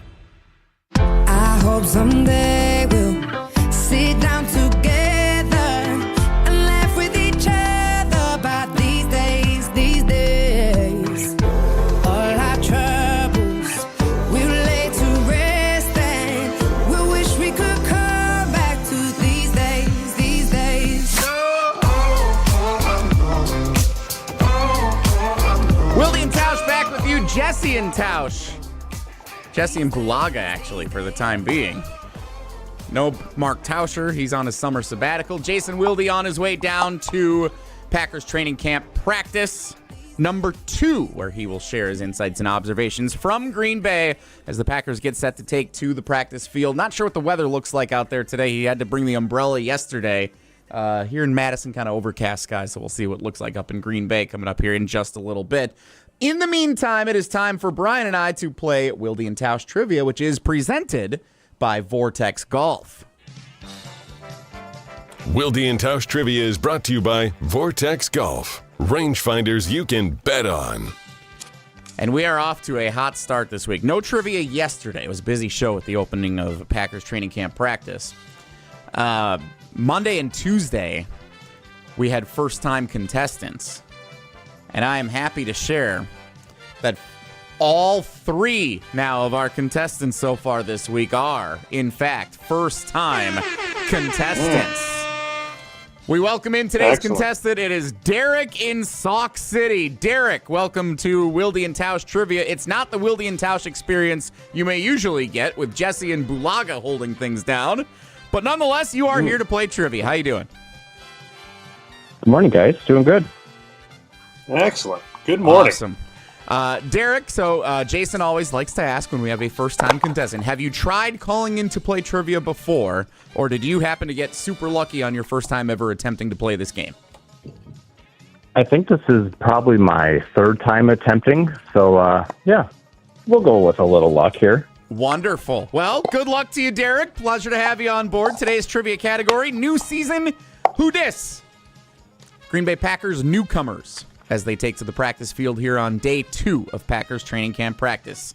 I'll show Brian how it's done by asking question number 1. He'll have question 2, and then we'll go from there. Question number 1 for you, Derek, is this. Which 2025 Green Bay Packers draft pick just signed his rookie contract late last week? Was it Anthony Belton, Baron Sorrell, or Johnny Deadline? Ooh. Let's go with Baron Sorrell. Baron Sorrell, day 3 pick. Sorry. Sorry, Derek. It was actually Anthony Belton, the 2nd-round pick. Tausch was pretty intrigued by how the 2nd-round pick stuff was playing out. Brian, did we talk much with you about the 2nd-round pick situations around the NFL with that guaranteed money? No, but I was keeping up on it, and I thought it was fascinating. I don't know how it's still going out. Did all of them sign, or are they still guys? I think a lot of them signed. I don't know if all of them have, but a lot of them started to sign around the same time Belton did, which was on Friday of last week. So, okay. Yeah, I think most of those have been resolved now. But Belton is signed. Everybody's in camp. Here we go. Chance to bounce back, Derek. Question number 2 is asked by Bryan Bulaga. All right. At least for now, which unconventional jersey number is Packers wide receiver and 1st-round draft pick Matthew Golden set to wear this season? Number 44, 33, or 22? We'll go with 22. Yes, sir! Ding, ding, ding. Now, Brian, were you ever involved in any jersey number swaps in your time? Like guys changing numbers? Did anyone ever come to you asking for your jersey? Did you ever go to anybody hoping to get a jersey number? Anybody close to you involved with that? No. No? None of that. No. Okay. So Bo Melton switched because he's officially listed as a corner, I guess, now. So he switched from 80 to, I think they said 16 is his number. And so that has opened speculation that perhaps Matthew Golden would want to switch from 22 to 80 to have a more traditional wide receiver number. So that's the training camp information that is always fun when you first get there. And interesting. These rookies and some of the newcomers start switching numbers. All right, Derek's got one. Let's see if he can get the final question correct here for a second correct answer. Question number 3 for you, Derek in Sauk City. Where did new offensive lineman Aaron Banks, who signed as a free agent with the Packers this offseason, play his college football? Tough one. Where did Aaron Banks play college football? Auburn, Notre Dame, or Penn State? Oh, Notre Dame. Notre Dame is correct. Did you know that, Derek, or was that a lucky guess? That's just a lucky guess. Sometimes it's better It's a to be good lucky guess. than good. Yep, exactly. Nice It's a good job. guess. Nice job, Derek. You got 2 of the 3 questions correct, which means you have 3 of the possible 4 entries. If Tausch was here, I'm sure he would say, you don't see it too often where you get the first one wrong and get the next 2 right. But that's exactly what happened for you, Derek. Nicely done. Thanks for playing. Thanks for tuning in and being a first-time contestant. Appreciate you, man. Awesome. Thank you. Love you guys. Yeah, gotta leave with a love, you guys. That's a I love real you one guys. right there. Derek in Sauk City, today's contestant for Wilde and Tausch Trivia. Jesse Nelson, Bryan Bulaga holding it down for the moment on Wilde and Tausch. Jason Wilde is heading over to the training camp sidelines where he is standing by. He will rejoin the show here in just a few moments as we get set for day 2 of Packers training camp up in Green Bay. So that is straight ahead. Jason will get situated, and we will hear from him coming up next. Before we do so, as we head to commercial break, we hear from Mark Tauscher telling us about the ice-cold, refreshing taste of Coors Light. It's Wilde and Tausch. Mark Tauscher here for the Blue Mountains of cold, refreshing Coors Light. Whether you're tailgating pregame, enjoying your experience during the game, celebrating a big win after the game, or you just need a moment to chill, crack open a Rocky Mountain Cold Coors Light. Coors Light is brewed with a 3-step cold process, cold lager, cold filtered, and cold packaged, so it's actually made to chill. The mountains on Coors Light's cold-activated bottles and cans turn blue when chilled to perfection, which, besides the refreshing taste, is my favorite thing about drinking Coors Light. Refreshingly cold and only 102 calories, Coors Light is made to chill. Celebrate responsibly. Coors Brewing Company, Golden, Colorado. This is Wilde and Tausch, driven by Zimbrick Chevrolet in Sun Prairie on 100.5 ESPN. See their full inventory at ZimbrickChevrolet.com. It's always a beautiful experience coming out to the ballpark. Many fans prep in the parking lot amongst our legendary tailgaters. When you're ready for new windows and doors, prep for those at the Pella Experience Center in Brookfield. See, feel, open, close, and compare dozens of window and door options from different Pella lines side by side. And if you order by July 31st, get 0% interest for up to 5 years on Blue Mountain Road, or visit PellaWI.com today.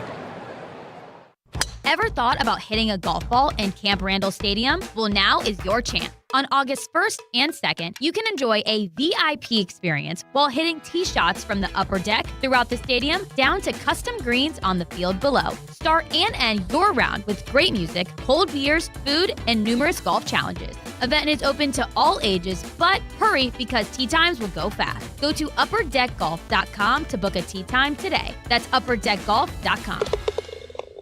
What's in your summer survival kit? Mark Tauscher here, and I'll tell you what should be. A cooler full of drinks, a comfy lawn chair, and for just $12.99, a large Hut Lovers pizza from Pizza Hut. For a limited time, choose from 4 loaded legends, meat lovers, pepperoni lovers, veggie lovers, and the spicy Hawaiian for just $12.99. Hot, melty, and made to crush hunger. A perfect summer go-to order. Order up before it's gone on the Pizza Hut app. And remember, nobody out-pizzas the Hut. Additional charge for extra toppings, pan, stuffed crust, and extra cheese. The sound of summer is on ESPN Madison. The 1-2 pitch. Swing and a miss. He struck him out. Madison's home of the Brewers. Mizorowski deals. Struck him out. A heater at 101. Catch every Milwaukee Brewers game this season on 100.5 ESPN. Back and watching it sail. It's a grand slam. Brewers baseball on ESPN Madison is presented by Hard Rock Casino Rockford and brought to you by Starion Bank and Simden Chevy in Mount Horeb. Since 1956, Holman Lindsay Paints has been making paint in Wisconsin for Wisconsin. Because of their commitment to making great paint for Wisconsinites, Holman Lindsay has grown over the years to 26 locations in this great state. Headquarters in Sun Prairie with a state-of-the-art facility, Holman Lindsay has the paint you need to make your job better. From do-it-yourself to professional, Holman Lindsay has paint for everyone. Visit one of their local locations today in Madison, Sun Prairie, Middleton, and Janesville. Jim Rutledge here. It's officially camping season, which means I will be using my big blue truck from Simden Chevy in Mount Horeb. You're only minutes away from a better buying experience at Simden Chevy in Mount Horeb. What does that mean? It means it's a customized buying experience. If you're an expert and you know what you want, they're happy to let you take the lead. And if you have a ton of questions, Aaron, Tyler, and the whole team at Simden Chevy in Mount Horeb will make sure they can answer them all. You're only minutes away from a better buying experience at Simden Chevy in Mount Horeb. If you're looking for a special piece of jewelry for any occasion, Condon Jewelers is always there for you. Condon Jewelers has the best selection of jewelry you'll ever find and guaranteed to have the lowest prices in the Madison area. Free shipping is always available. Visit CondonJeweler.com or call 241-3406 and ask for Jim, the owner, who's at the store every day. Shop locally. Condon Jewelers, the jeweler on the east side, the jeweler on your side. Looking to join an international quality golf club right here in Madison? Discover TPC Wisconsin, an instant classic in the heart of the Midwest. With a course co-designed by Steve Stricker and PGA Tour Designs, it's the 13th and newest TPC Network golf club in the world. Other high-quality amenities include a short game practice area, athletic performance center, and meeting and dining facilities, plus membership benefits that reach around the globe. Schedule a tour at tpcwisconsin.com and start your journey to a lifetime of priceless golf. We're on the Packers. There's a lot of guys that have shown they've belonged. Because we're on Wisconsin sports. I don't know if they've shown that they have staying power and that they're really, really good. Nobody covers the green and gold like 100.5 ESPN.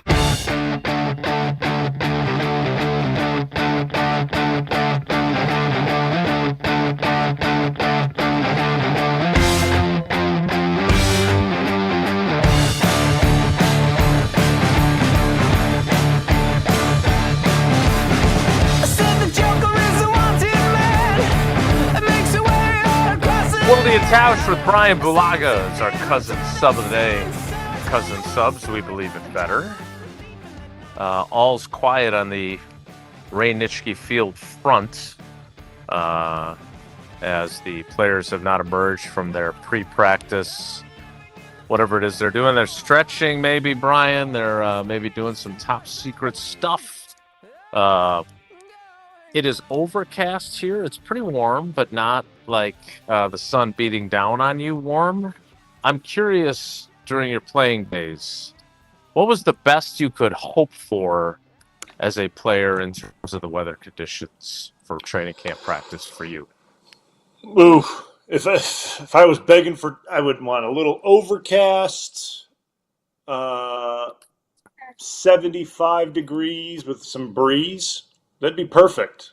It'd be a great day. That'd be nice. And what's the overcast? And what's the worst that you remember?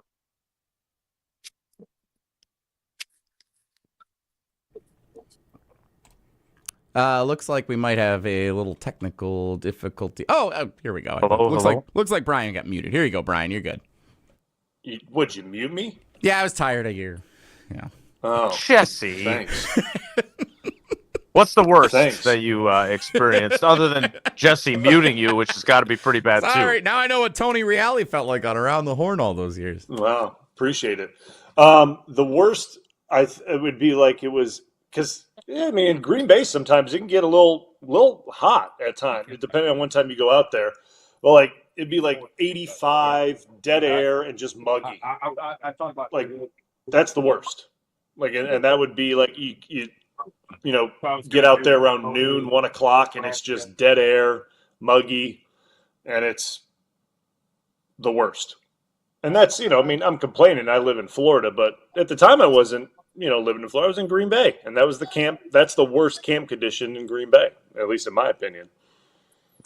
Yeah, I would be. I have a lot of wimpy characteristics.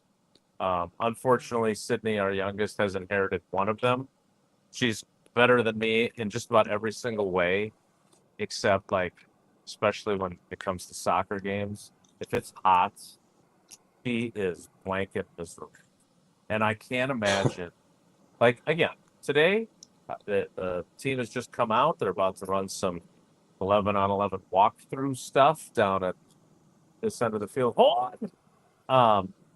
But 90 degrees and humid in full pads for an hour and 45 minutes.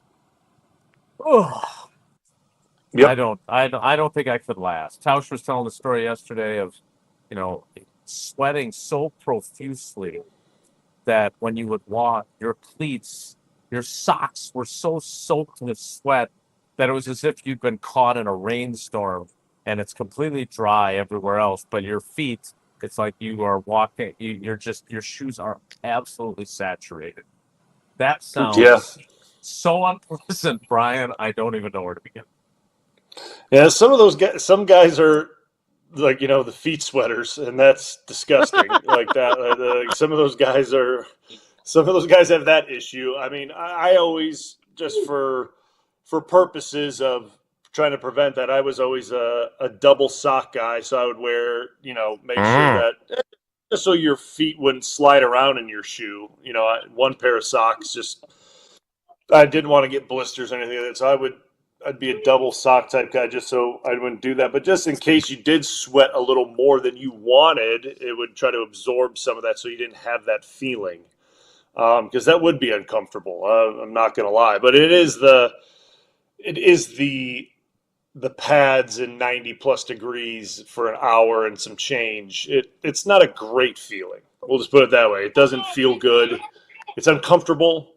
And then if there's no breeze or no cloud cover, it's a long day. We'll just put it that way. It's a long day. Brian, when we talk about this ramp up period, and we talked a little bit about it yesterday, but I was talking to Matthew Golden.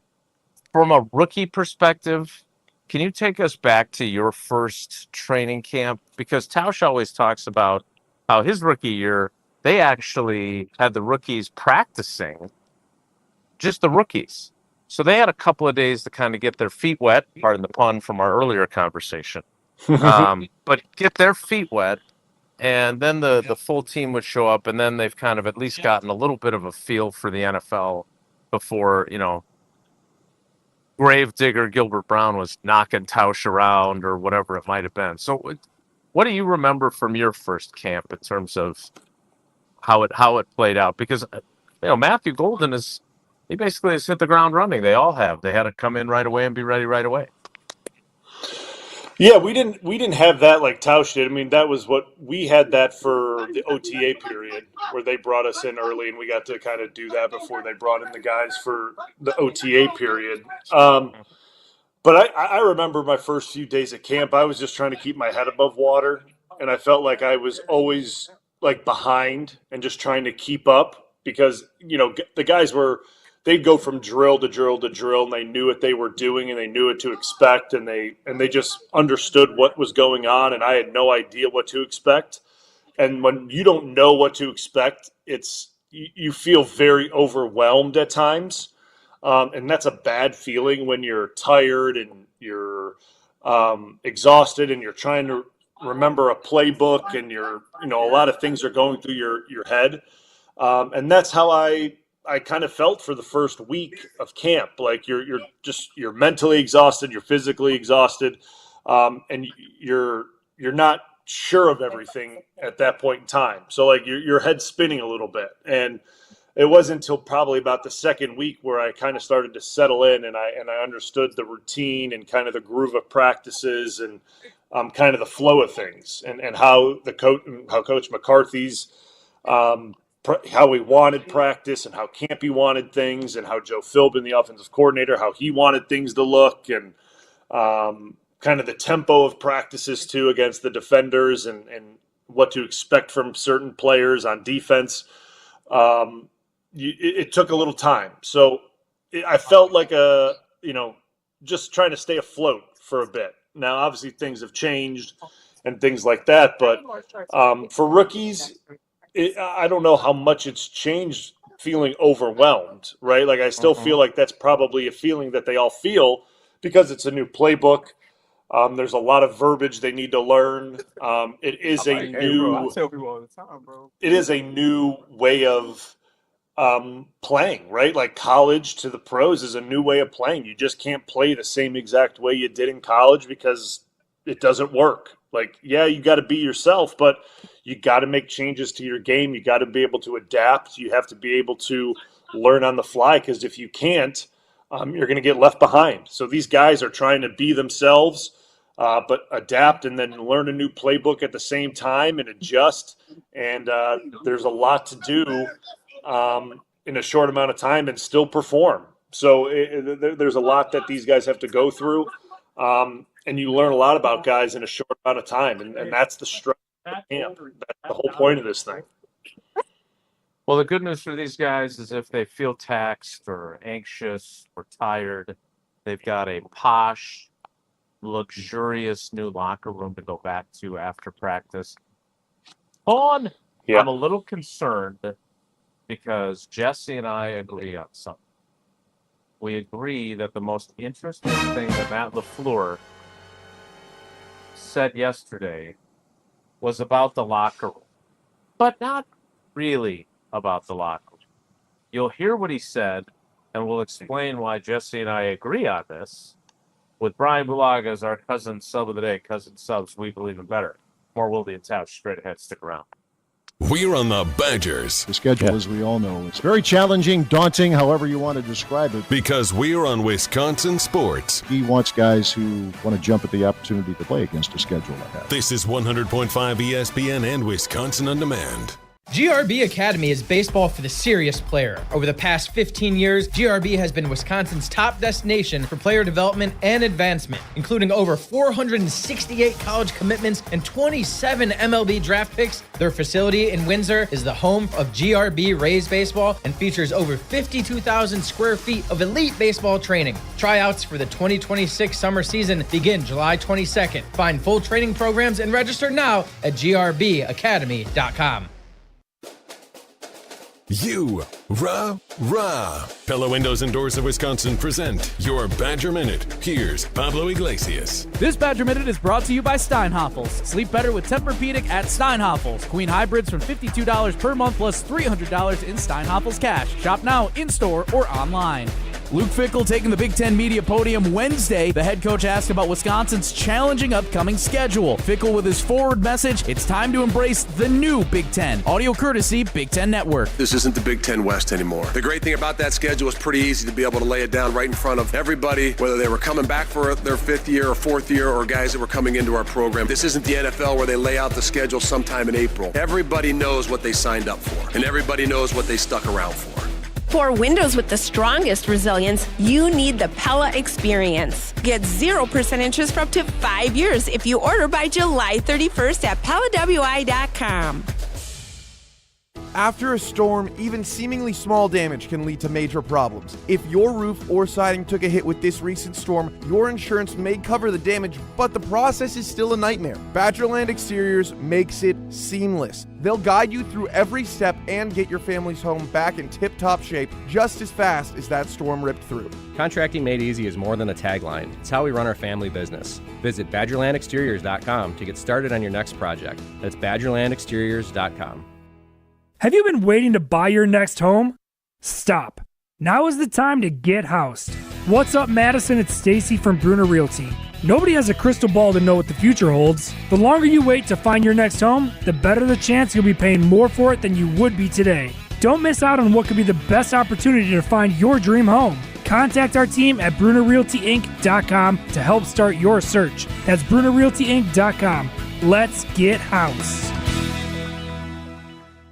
It's ESPN Wisconsin's Ben Bruss talking about our friends at Road America, America's National Park of Speed. Get out of your house this summer and go to Road America, located conveniently between Green Bay and Milwaukee and Elkhart Lake. Come see a race at the legendary 4-mile, 14-turn road circuit that has hosted some of the best races since 1955. Grid Life is up next July 23rd through the 25th. Camp on site all weekend and enjoy free admission for kids 16 and under with a paying adult at the gate. Come for the experience and stay for the race. Get your tickets at roadamerica.com.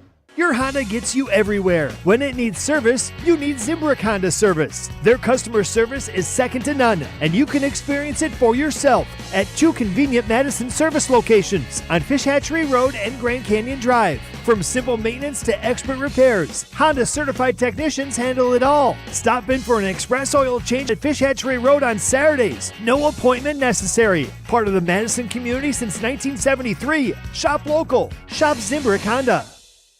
Mark Tauscher here to tell you a little bit more about Everlight Solar. We all know that electricity costs are on the rise. That's why you need to talk to my friends over at Everlight Solar. Their local team here in Madison is here to keep it simple. From your no-cost consultation to solar panel installation, the team at Everlight Solar will be with you every step of the way. Not only will they help you save money, but by switching to solar, you're also helping save the planet. Everlight Solar, a proud partner of Wisconsin Athletics. Check them out at everlightsolar.com.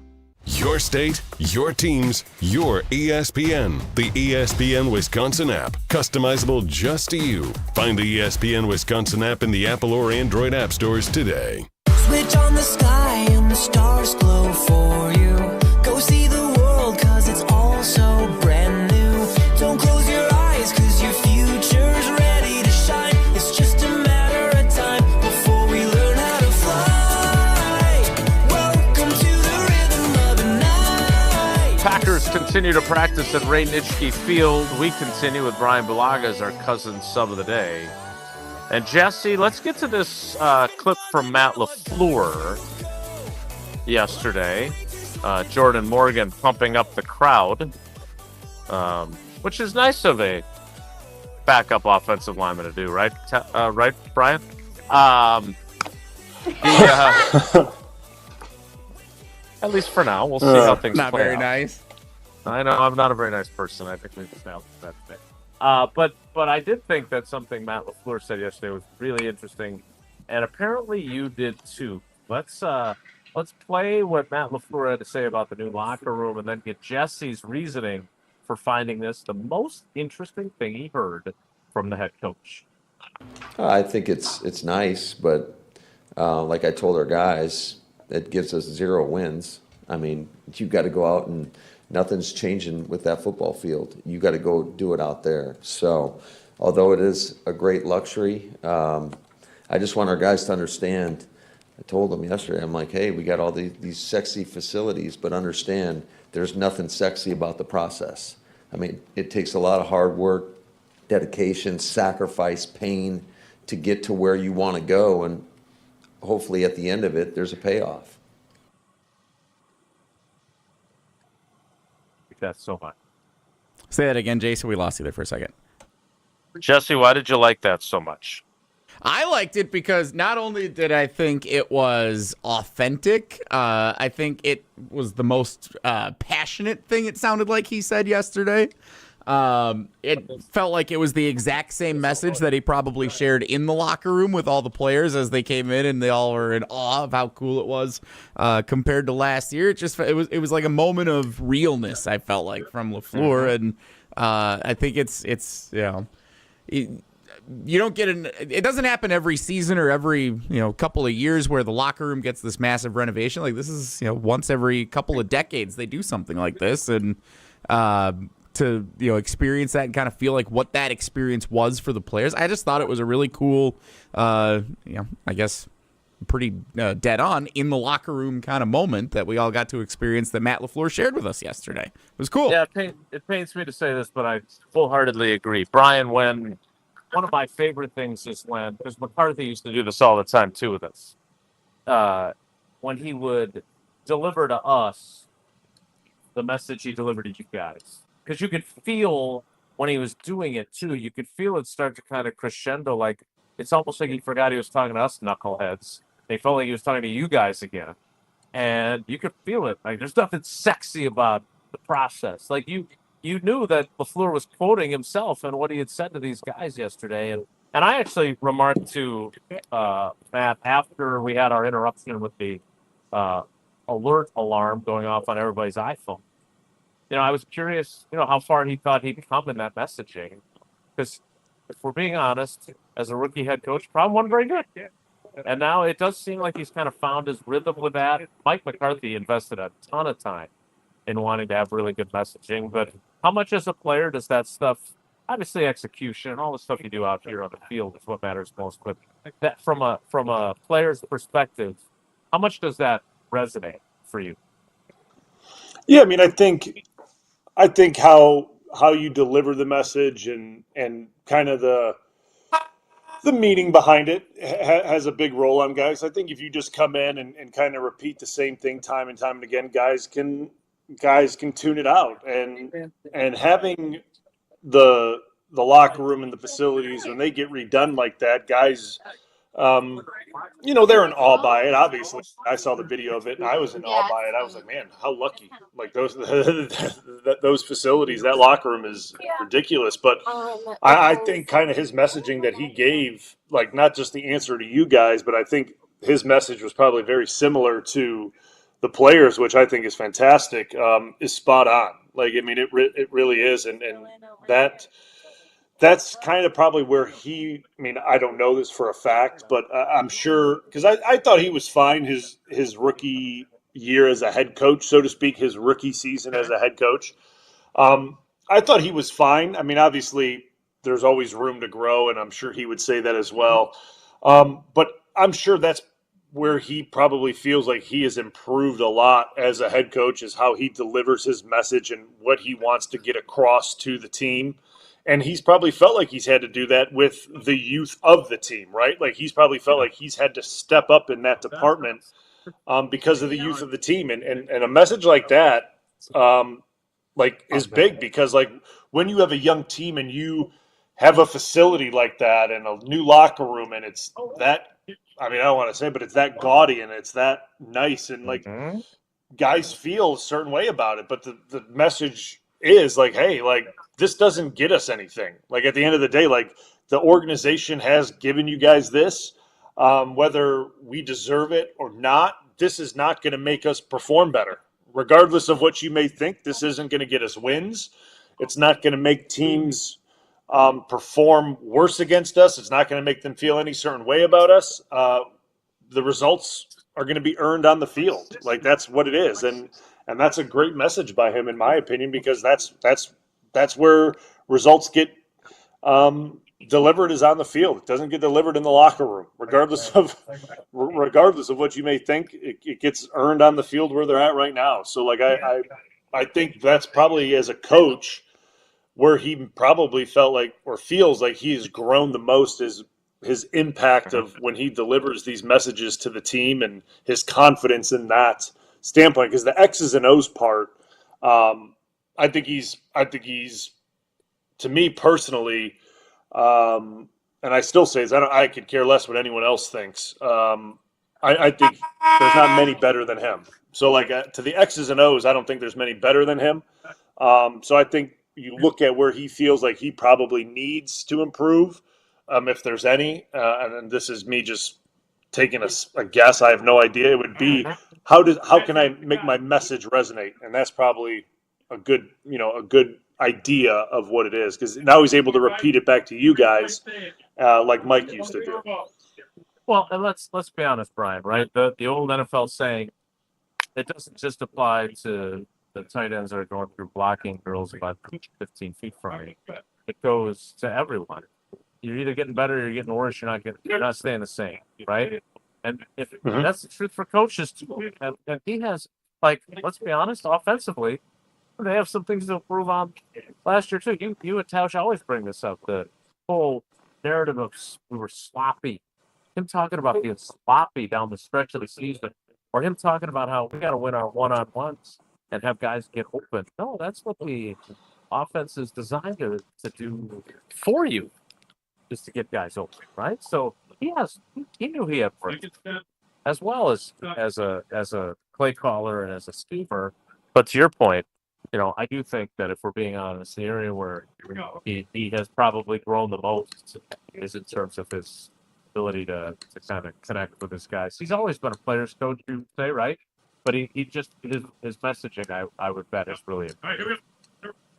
Yeah, for sure. And you're right. I mean, you hit it. Yes, the ability to scheme and get guys and get players open and do those things. Yes, that's X's and O's for sure. But there are things that dictate that as well, right? There's other factors to scheming certain concepts, certain plays. There's factors that go into that. Does one concept set up the other concept? Can we run that concept? Is this in the playbook right now that we can run this concept that then opens up this?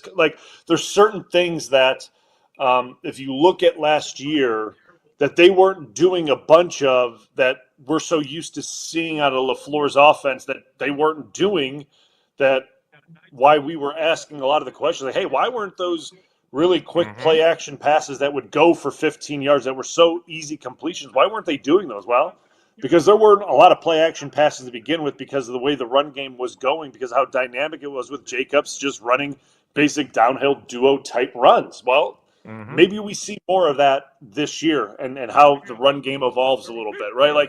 So there's a process to things, and how he's going to go about it this year, or at least I would imagine he's going to. But yeah, I think there's ways and levels to scheming and X's and O's and all those things, and we can point the finger at the coach because he is the play caller and things of that nature, and then we can go to Steno because he's the offensive coordinator. We can point fingers at those things, and believe me, as a player sitting in these meetings and you get presented the game plan, you can do all those things. But I know sitting in those seats, being presented the material, at the end of the day, if you can't execute the material that's getting put in front of you, then you can't build off the concepts that they want to get to eventually. So if you can't, the material that they give you, if you can't get that right, then they can't build off that then. And you can't go to level 2 off the material then to play off of that. So that's kind of what we saw last year a little bit, which is why I felt like at times it felt like the offense was stuck in gear 1. Right, that's kind of the feeling I felt, but I feel this we could see a different rendition. I truly feel that way, and with the talk of the more involvement of the tight ends, when you hear more involvement of the tight ends, it feels like more play action. When you hear more 12 personnel, it feels like more play action. It feels like more under center runs and things like that. So we'll see how that goes. And obviously, this is so early in training camp, it's hard to tell. But LaFleur is very good at evolving. He's very good at evolving. And I know Hackett's on the other side of the ball. I get that. But that doesn't mean Hackett can't help. Right? Hackett was there year 1 when this whole thing kicked off. He was there year one when this whole thing got installed year one and it popped off year one and we got this thing rolling. He was there year two. He was there year three. Like this thing, he was there when this whole thing started to evolve and it got rolling. So, like, there's no reason why he can't give pointers and help LaFleur with this dynamic running back now that we have to get this thing pointed in the direction that he envisions it. So I'm excited for it. And obviously with Steno too. Steno's very good at the run game as well and how he can help LaFleur get this thing rolling the way, LaFleur wants it to go with the run game and play action and all that as well. So, like, I'm excited to see what direction it takes. All right, we need to kick off the 11 o'clock hour with Brian as our cousin sub of the day. And the guy that's going to obviously be the trigger man for all this stuff that we're talking about offensively. Matt LaFleur can design all the plays he wants, and he can change up all the personnel groups he wants. And Josh Jacobs can run the football productively again. But it all comes down to the quarterback, especially in the crucial moments. And Jordan Love talked yesterday, and I thought he had some interesting things to say. We'll get to those on the other side when we kick off the 11 o'clock hour. That will begin in 2 minutes, so stick around. It's Wilde and Tausch. Don't go anywhere. Another hour of Wilde and Tausch, presented by Pella Windows and Doors of Wisconsin, is coming up next on ESPN Wisconsin and the ESPN Wisconsin app. The UW Credit Union member Mark Tauscher here. People ask me, T, why did you join UW Credit Union? Well, is it to keep your banking local? Is it the member first service? Great perks like early payday? Absolutely. But honestly, between us, it's Bucky. I can't say no to that face. If you love Wisconsin like I do, you just can't pay with anything else. Fandom makes us do crazy things, but this just makes sense. Become a UW Credit Union member and get your Bucky card like me. Federally insured by NCUA. Terms and conditions apply. Hi, this is former Badger Pro Football Hall of Famer Joe Thomas. You're listening to 100.5 ESPN WTLX Monona, Madison. Good Karma Brands radio station. Broadcasting live from the Everlight Solar Studio, this is your Metro Kia of Madison Sports Center. Good morning, Madison and streamers everywhere. I'm Jesse Nelson. Sports Center brought to you by the ESPN Wisconsin app. Home to all your favorite ESPN Wisconsin shows at the touch of a fingertip. Plus, find featured content, enter contests, and more. Your state, your teams, your ESPN. Download the ESPN Wisconsin app in the Apple and Android app stores today. Packers training camp practice number 2 underway as we speak up in Green Bay. Jason Wilde hosts the 11 o'clock hour of Wilde and Tausch live from Green Bay. As practice continues at training camp, Bryan Bulaga is our special guest cousin sub of the day. Yesterday, Packers GM Brian Gutekunst doubling down on the sense of urgency he wants to see from the team heading into the 2025 season. We have a lot of young players that have played a lot of football and they're very experienced, but us old guys that have been in this league for a long time understand the opportunities that you have in this league are not, you don't have a lot of them. And so the understanding of that, I think, takes a little time. And that's where I think the urgency thing for me is you got to understand what's in front of us. We got a really good football team, the capability of being there. You got to take advantage of that. Again, stick around for more insights and observations from Green Bay. Wilde and Tausch continues with practice ongoing at training camp right now, 100.5 ESPN. Metro Kia of Madison, Madison's trusted Kia dealer. Stop into Metro Kia on the east side of Madison or metrokiaofmadison.com.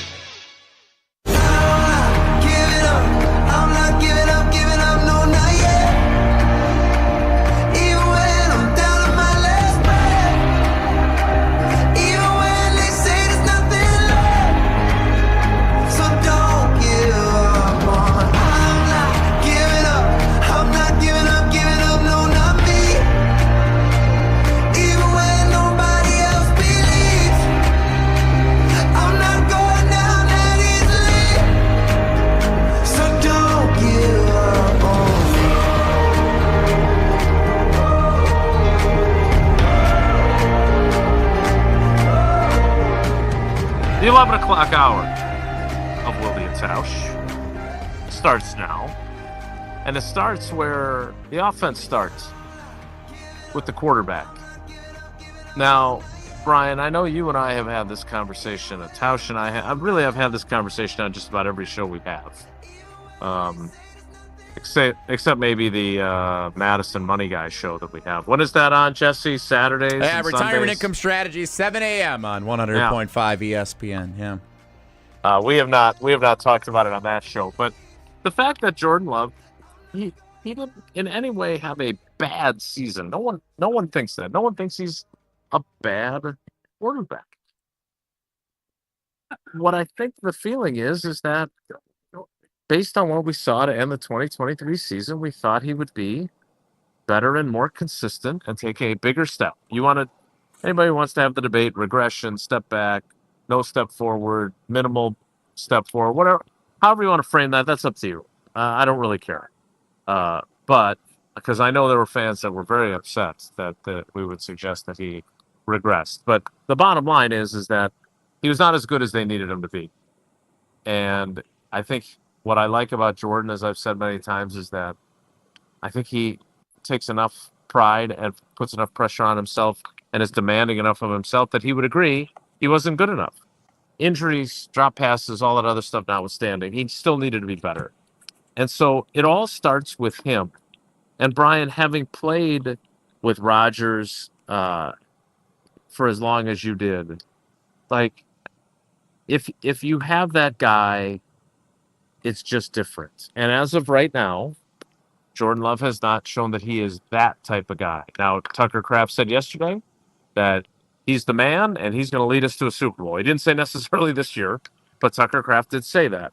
But if Jordan Love becomes that version of himself, what does that do for a team as a whole?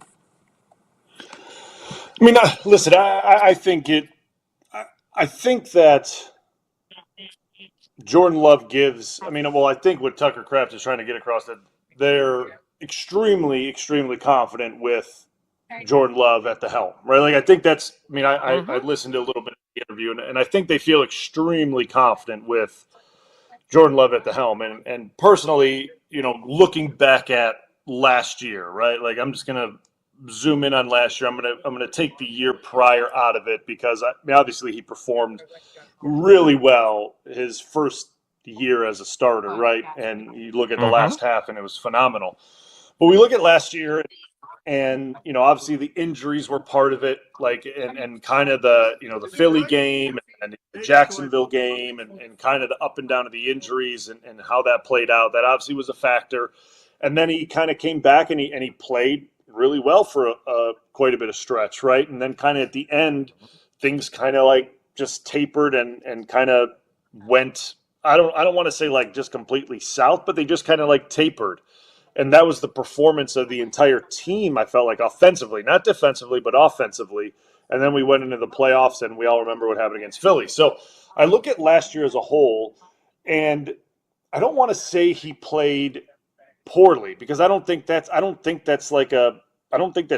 I don't think he played bad. I just think from what we saw, like his first season to what we saw last year, there's a big expectation, right? Like there's a big expectation, and it just fell short of that expectation last year. And there are factors, and you mentioned the injury and the drops and things like that. But going into this season, I think that expectation remains the same. And I think the guys in the locker room have that same expectation, right? Like, I don't think that expectation just dropped. I think the expectation remains very high. I have that same expectation of him as well because I think he can play to that level consistently. I really do. I don't think it was a fluke. I don't think it was a mistake. I just think factors of, I'm not giving excuses, but injuries do play a factor. I don't really play a bunch into drops. I don't really look into that much, but I think the injuries, I think that's a part of it. I do think at times he didn't play as well as he should have. I think the turnovers were a big part of it, were a big part of that. His numbers, so to speak, right? Like I think that was a part of why the statistics weren't what we were used to. And then I think the emergence of Josh Jacobs putting up the numbers he did chipped into that, right? Like I don't think if Josh Jacobs doesn't have the season he does, I think Jordan Love is asked to do a lot more, and I think those numbers look different as well. So like I think you factor all that together and you get the season you do, but I don't think his expectation level in that locker room, and I think for me personally, I think from a lot of people outside the building, I think expect him to have a big season. And quite frankly, I think he will. I think with the weapons that were added, I think with, with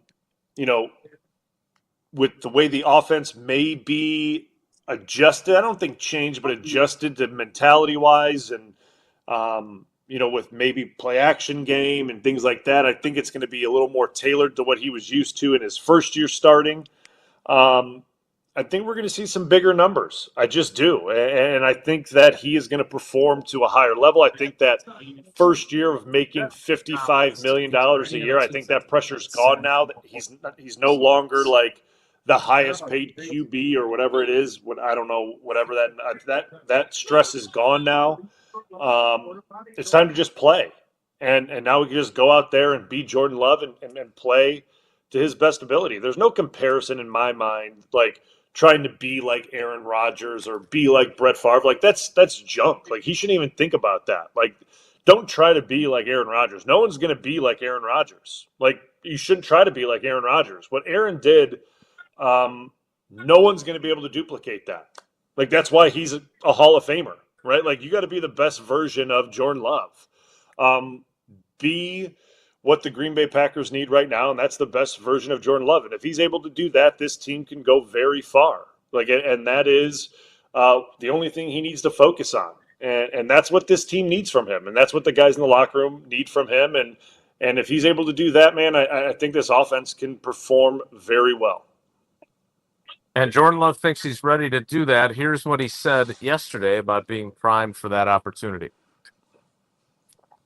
For me personally, just continue to improve my playmaking ability, continue to find those instances when, defense might be winning, having everybody covered up to find ways to scramble, extend plays, use my legs, different instances, move in the pocket, and just keep extending plays. But I think the biggest thing is just that consistency, trying to hit on everything.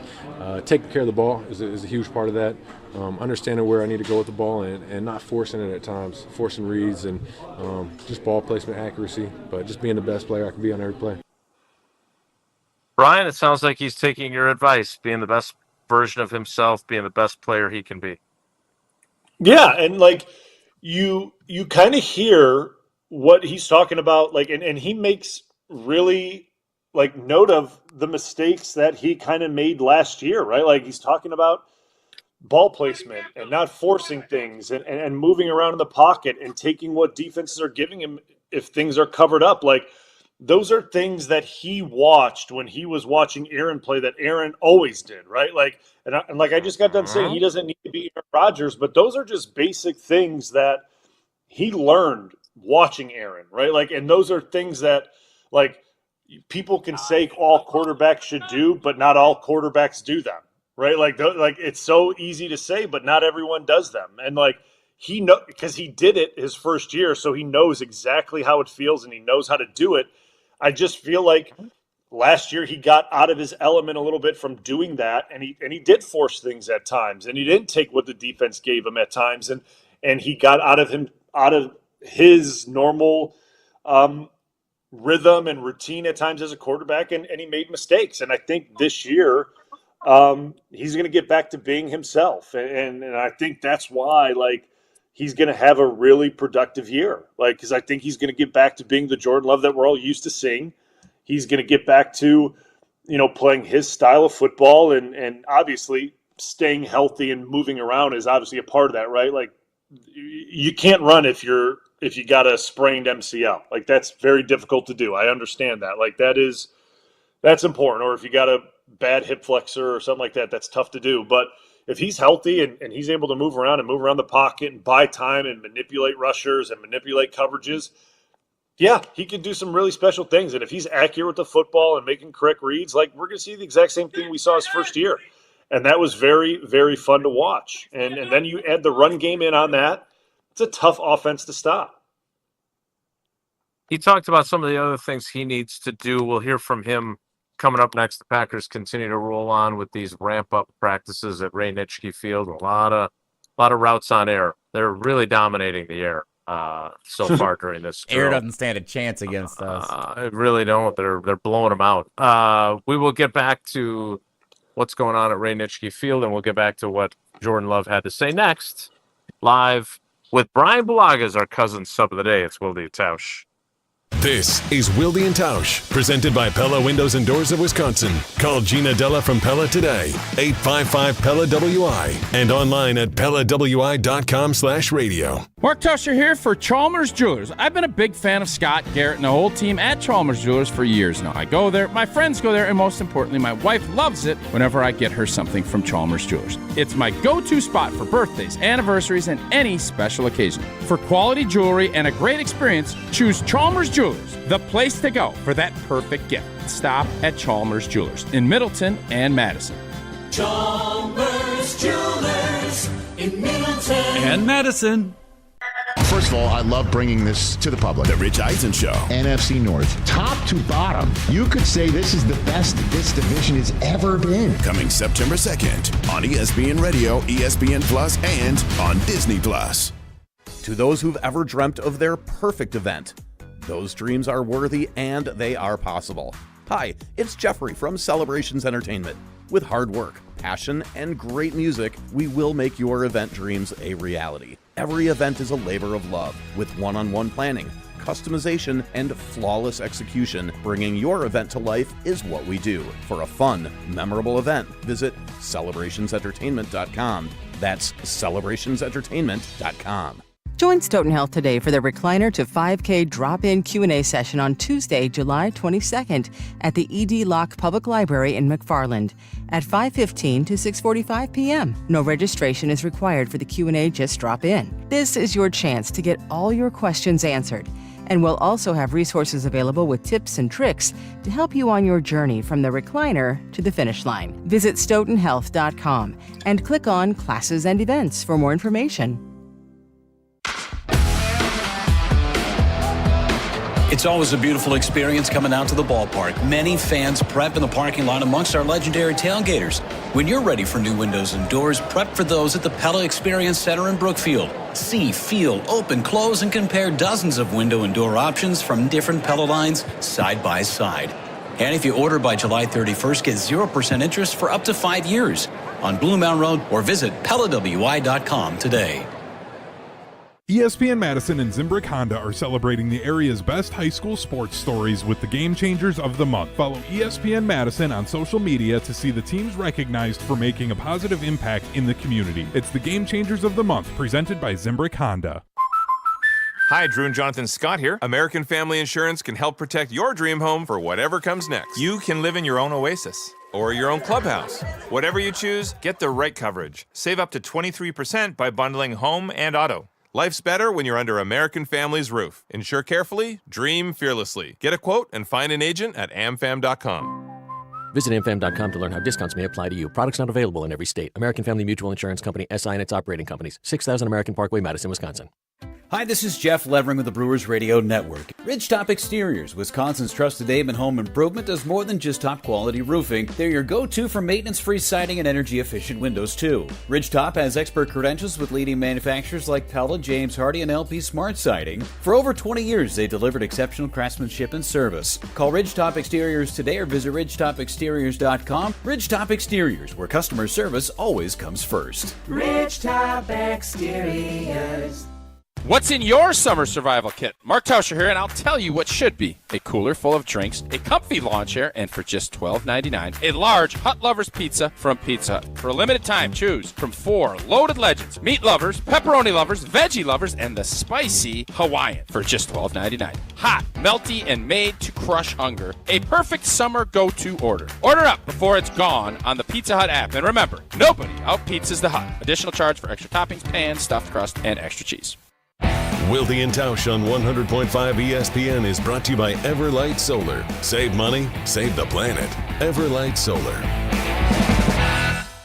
I remember the nights when we were young, dumb, and wild and free. When I closed my eyes, I could see you in my sweatshirt, dancing around that college bar. These days I don't know where you are, but I get to keep these memories forever. Practice rolls on from Ray Nitschke Field in Green Bay. Had a brief little rain shower, but that was short. It's gone now, and getting into a little 11 on 11 at full speed here, but not in pads as the ramp-up practices continue. Another one tomorrow, day off on Saturday, and the first padded practice scheduled for Sunday.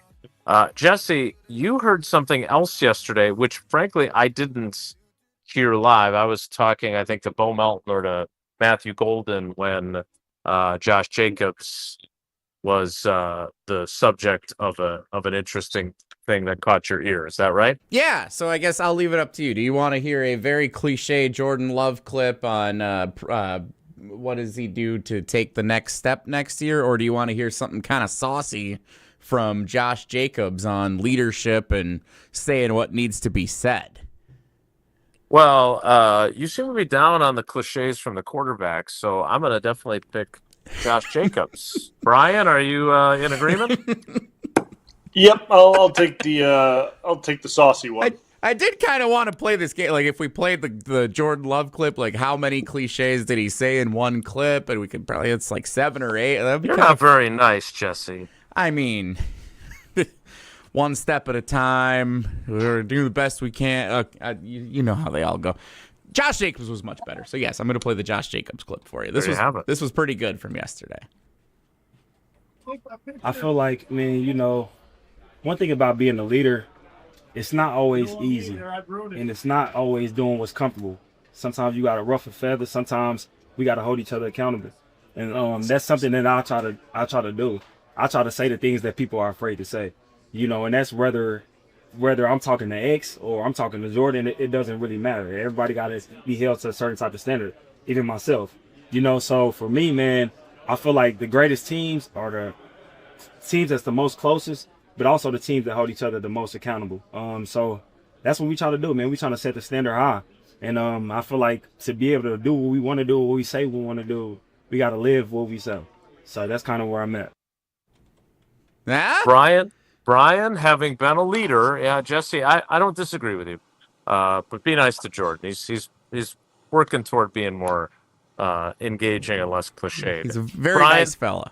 Brian, having been a leader and talking about accountability, what did you make of what Josh Jacobs had to say there? I like it. Yeah, I like it because there needs to be guys that do that in a locker room. You know what I mean? There needs to be voices like that within a locker room. And whether it's 1 or 2 or 3 guys, there needs to be voices like that are heard, right? And I'm not saying that every single guy needs to do that, because at some point, some of those voices aren't at their level to be respected enough within that locker room to be heard like that, right? Like they're like I've always said, there's a hierarchy within the locker room where guys can speak like that, where it's respected, right? Like, and not everyone has the same pull that, say, a Jacobs or an X or a Love has when they speak like that. But the thing is, guys can go to them and talk to them and tell them things that then they can speak on. And that's where, if you're able to have guys like that are able to speak out and they're able to hold people accountable, and there is no there's no issue where guys are able to have dialogue and do those things, and it's a healthy environment, it's a healthy dialogue, right? And it's not a negative atmosphere, right, where it doesn't become a negative situation. That's a good thing for a team, right? That you need to be able to have that, where if it turns into a negative thing, right, then that's where things start to get it could become a problem. But it doesn't sound like that's where this intention is. You need that on a football team, because if everyone just sits there and allows everything to happen and guys get away with things that shouldn't be happening and everyone just sits there quiet pat, that's a problem, right? You can't have that. You need to be able to have guys that stand up and speak out when things aren't right and hold guys accountable. And it sounds like that's going to be the case, right? And you need to have your leaders do that. And it sounds, obviously, with Jacobs and McKinney and Jordan Love, those are the guys you want to be able to do that. And to me, this is good for the team. This is very good. And Brian, we talked to Josh during the off-season program too, and he was quasi-apologetic for kind of the way he framed we needed a true number one wide receiver thing. And after he got done saying it, I was like, well, in fairness to you, Josh, they did draft a wide receiver in the first round, and he let out this big belly laugh. I said, that's true. So sometimes what he's talking about there, and look, I know that he said he went straight to all those guys and said, look, man, I was not meant to take a shot at you. But right now, where you guys are all at, you aren't that guy. So take what I said as a challenge to become that guy. I mean, he did that before the draft, before they picked Golden. And that goes to the point of saying things that are uncomfortable and guys don't want to hear. And you know this, like whether it's, Abby getting after you for leaving those muddy cleats that you walk the dog in a bad spot or whatever else. It's not always what you say, it's how you say it. And I think Josh Jacobs has a way about it that even if it's something that's harsh but constructive, he knows how to deliver it. And isn't that what you want from leaders? Are guys that they care about you, they're coming at you from the right place, even if it's not something that's praising you, it's something that's saying, hey, you got to get your blank together, let's go here. 100%. Listen, this league and the business of the NFL it's harsh, and you've been covering it for a long time. Like this is not a and you want guys to be comfortable, and you want guys to be happy, and you want guys to succeed. But this isn't making sure everyone is happy and everyone is feeling like they're the number one guy. Like that. Well, that's just not the case. That's not the case, right? Like that can't be the case. Not everyone is the number one guy. So simply what Jacobs is doing there, I mean, it's very clear. And you said it, he's challenging that room. Well, someone has to be the number one then. Like challenging someone, step out and be the number one guy. And that's really what that was a call out to that room that someone needs to elevate themselves and be the number one. Like everyone says, after he said that, all those, all the guys, in the room, they tweeted something or whatever they call it now, posted something. Well, okay, if that's the way you feel, then elevate and show it, right? Like it's not trying to take digs at people. Like that's not the thing. But each room needs to step up. Like if this is the best we want to be a one and done knockout in the first round, then okay, then this is where we're at, right? Like if that's good enough, then okay, then that's where we're at. But I want better. Other guys on this team want better, and we're going to push. And that's okay to have guys that want to push. And who's going to come along for the ride? And that's really what it is. And there's no problem with Jacobs being that guy because he can back it up.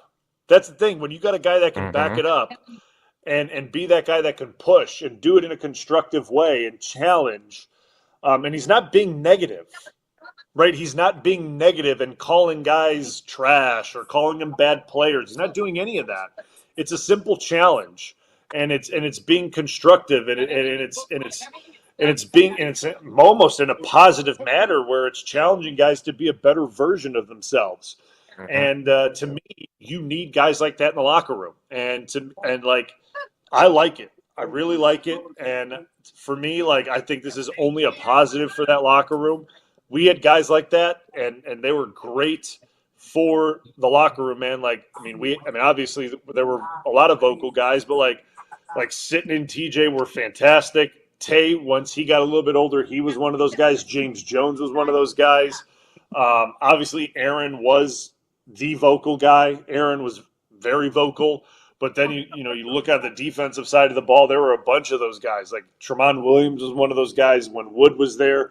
Wood was silent, but when he spoke, everybody listened. It was when Wood spoke, everyone shut up and just listened to what Wood has to say because it carries you could hear it in Chicago when Wood spoke. So you just knew when guys talked, certain guys just carry weight, and every locker room needs to have those guys, and it sounds like Jacobs is going to be one of those guys, and it's very valuable to a locker room to have guys that hold people accountable. Jesse's had a really good show. He made a 100% the right call on pivoting to what Josh Jacobs had to say yesterday, with Brian giving us such great insight into what leadership looks like. Won't Ellie is next, so I'm assuming that Jesse will not be able to keep this momentum going. Just getting better every day, Jason. One at a time. Long journey starts with a single step. Just doing your 111. Yep. Even though it's 1/3 on today's show. All right, well, Jesse will take over with Wonelli as practice rolls on. 11 on 11. What, as Tausch likes to say. Wonelli is next. It's Wilde and Tausch. This is Wilde and Tausch, driven by Zimbrick Chevrolet in Sun Prairie on 100.5 ESPN. See their full inventory at ZimbrickChevrolet.com.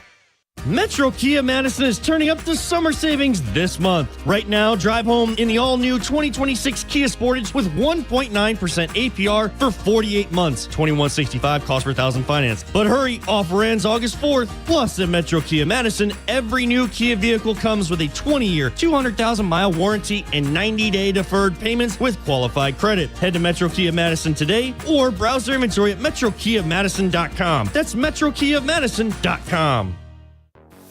ESPN Wisconsin's Mark Tauscher here with an offer for a bath or shower remodel from Kohler Services. Family owned for 150 years, Kohler is your Wisconsin manufacturer providing care for life. And this month only, get $1,000 off your Lugstone shower remodel and no interest financing for 12 months. Visit KohlerServicesWI.com to request your free quote with fast professional installation always included. That's KohlerServicesWI.com. The sound of summer is on ESPN Madison. The 1-2 pitch. Swing and a miss. He struck him out. Madison's home of the Brewers. Mizorowski deals. Struck him out. A heater at 101. Catch every Milwaukee Brewers game this season on 100.5 ESPN. Back and watching it sail. It's a grand slam. Brewers baseball on ESPN Madison is presented by Hard Rock Casino Rockford and brought to you by J&K Security Solutions and Revive Restoration. Get ready for German Fest Carnival style. Join us for a weekend filled with food, fun, music, and culture on Milwaukee's beautiful lakefront. Sink your teeth into authentic Spanferkel, brats, pretzels, and sweet German pastries. Bring the whole family to cheer on the tiny racers at the Dachshund Derby. It's a crowd favorite. Tap your toes and raise your stein as you dance and schunkel to live music all weekend long. Catch Vox Club, Juhe aus Tirol, and an incredible lineup of national and local bands. Watch the colorful carnival parade with music, dancers, and costumes you won't want to miss. On Saturday night, don your best costume and join us for the Masquerade Ball at the Miller Stage. Come for the music, the food, the dancing, and the memories waiting to be made. Eat, drink, dance, and make it your tradition at Germanfest. For more information and online tickets, visit GermanFest.com. Looking to join an international quality golf club right here in Madison? Discover TPC Wisconsin, an instant classic in the heart of the Midwest. With a course co-designed by Steve Stricker and PGA Tour Designs, it's the 13th and newest TPC Network golf club in the world. Other high-quality amenities include a short game practice area, athletic performance center, and meeting and dining facilities. Plus, membership benefits that reach around the globe. Schedule a tour at tpcwisconsin.com and start your journey to a lifetime of priceless golf. The Bucky Badger Student Mascot Fund was created to support the amazing student athletes who bring the best mascot in the world to life. Hey, this is Gene Cho, Bucky from 03 to 05. Most memorable moment? Definitely getting arrested at a football game for crowd surfing as Bucky. Oof, maybe not the best shining moment for Bucky. Your donation will help fund new scholarships to ensure that the rich tradition of Bucky lives on. Learn more at supportbucky.org. That's supportbucky.org. Since 1956, Holman Lindsay Paints has been making paint in Wisconsin for Wisconsin. Because of their commitment to making great paint for Wisconsinites, Holman Lindsay has grown over the years to 26 locations in this great state. Headquarters in Sun Prairie with a state-of-the-art facility, Holman Lindsay has the paint you need to make your job better. From do-it-yourself to professional, Holman Lindsay has paint for everyone. Visit one of their local locations today in Madison, Sun Prairie, Middleton, and Janesville. On the air, on demand, on social, on Wisconsin Sports. Serving Wisconsin sports fans. This is 100.5 ESPN.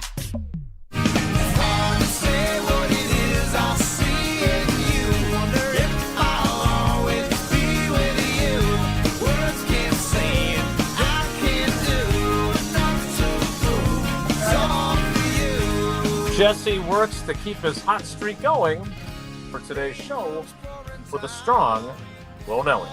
If the topic is good, the guys discuss. Just the other morning I had breakfast at Tracy Rocker's house. His mama brought out 15 flapjacks. He said, Mama, take back 5 of them flapjacks. I gotta stay hungry for the Crimson Tide. But if it's not, the show must go on. It's time for Whoa, Nelly! On Wilde and Tausch. Speaking of hot streaks, the Milwaukee Brewers, best team in baseball again. Brewers win, Cubs lose yesterday. Tigers got swept by the Pirates. The Brewers back in sole... Yeah, thank you, Skeens. Brewers back in sole possession of the best record in Major League Baseball with a day off today before they play the Miami Marlins over the weekend, including the special 3:10 first pitch tomorrow with the Alumni Home Run Derby. Ryan Braun, Carlos Gomez among those participating. Norman Thomas? No, I don't think he's in a fielder. Prince, not anyone else. Bryan Bulaga, I wanted to ask you a question. Not about. I know Bryan Bulaga's in the home run contest. He is not. He is not. I'm sure he. You seem like a softball player. No. No. No. All right. I played baseball. But I don't do softball no. You feel like I feel like you would be like a good beer league softball kind of guy. Batting cleanup, hitting dingers. Maybe would mess up my golf swing. Yeah, actually, you know what? Nelly! It's a very fair point. Here's what I wanted to ask you, not about the Brewers. I know you're a big fan. You want to break them down. But the Brewers are a very young team that has now achieved the highest level that they can in Major League Baseball as the best team in baseball. It's different when you're a young team that hasn't achieved postseason experience or success the level of some of the other top contenders, and you play now with a target on your back as opposed to being viewed across the league as the underdog. Have you had an experience in your playing days as part of a young team that went from being the underdog to having a target on your back? And what were some of the challenges, if you ever did experience that those teams experienced that the Brewers may be facing right now? Yeah, I mean, I think for me, I think it was more so. I mean, I felt that way my junior year at Iowa, like when we had no business really being ranked where we were ranked. When we were ranked so high towards the end of that year, and I felt like we were being more targeted and we would be the ones targeting the higher teams, right? Like it was always at Iowa, we were chasing those, higher ranked teams that were in the top 10. And then at that point in time, we were the top 10 team. And it felt like teams were giving us their best shot every single time when it was normally flipped around and we would be the ones going to Penn State and going to Michigan and going to Ohio State and giving them our best shot. It felt flipped around. So, I understand that, but for the Brewers, like, I wouldn't even worry about that. They're not supposed to be there, right? They're not supposed to be in that situation. So if I'm them, I would block that out. Like, they're not supposed to be better than the Dodgers. They're not supposed to be this team. Like, they don't have that payroll. They don't have that pressure. Like, just keep playing, right? Like, who cares about, where they're the best team in baseball right now? Like, that doesn't even matter. Like, just keep playing. Don't worry about the expectations of what they're doing right now. Like, just play ball and don't worry about where you're ranked or where you're at in the NL or like just play. Like, you're going to get to the postseason, where it's going to be is where it's going to be, because you're going to have to meet those big dogs eventually, and where it's going to matter. And that's where this is going to end up meeting. The rubber's going to meet the road, and that's where this thing's going to really, at the end of the day, where this is all going to, come down to. So right now, just continue to play. Don't worry about those other things, and just continue to enjoy this run that you're on, because at the end of the day, in the postseason is where this thing's going to actually matter. Brian, did you think it helped you guys in 2010 when you were a rookie that you were the underdog the whole way through? You had to win your last two to even get into the playoffs. You had to get Deshaun Jackson with that punt return to keep you guys alive in the playoff hunt. That the week you guys lost in New England with Flinney at the quarterback position, and then you guys were basically playing playoff games for the last several weeks of the regular season. You didn't have the target on your back. other than maybe you guys being the team that none of those other teams wanted to see in the playoffs, especially Atlanta, did that help you guys, you think? I think so.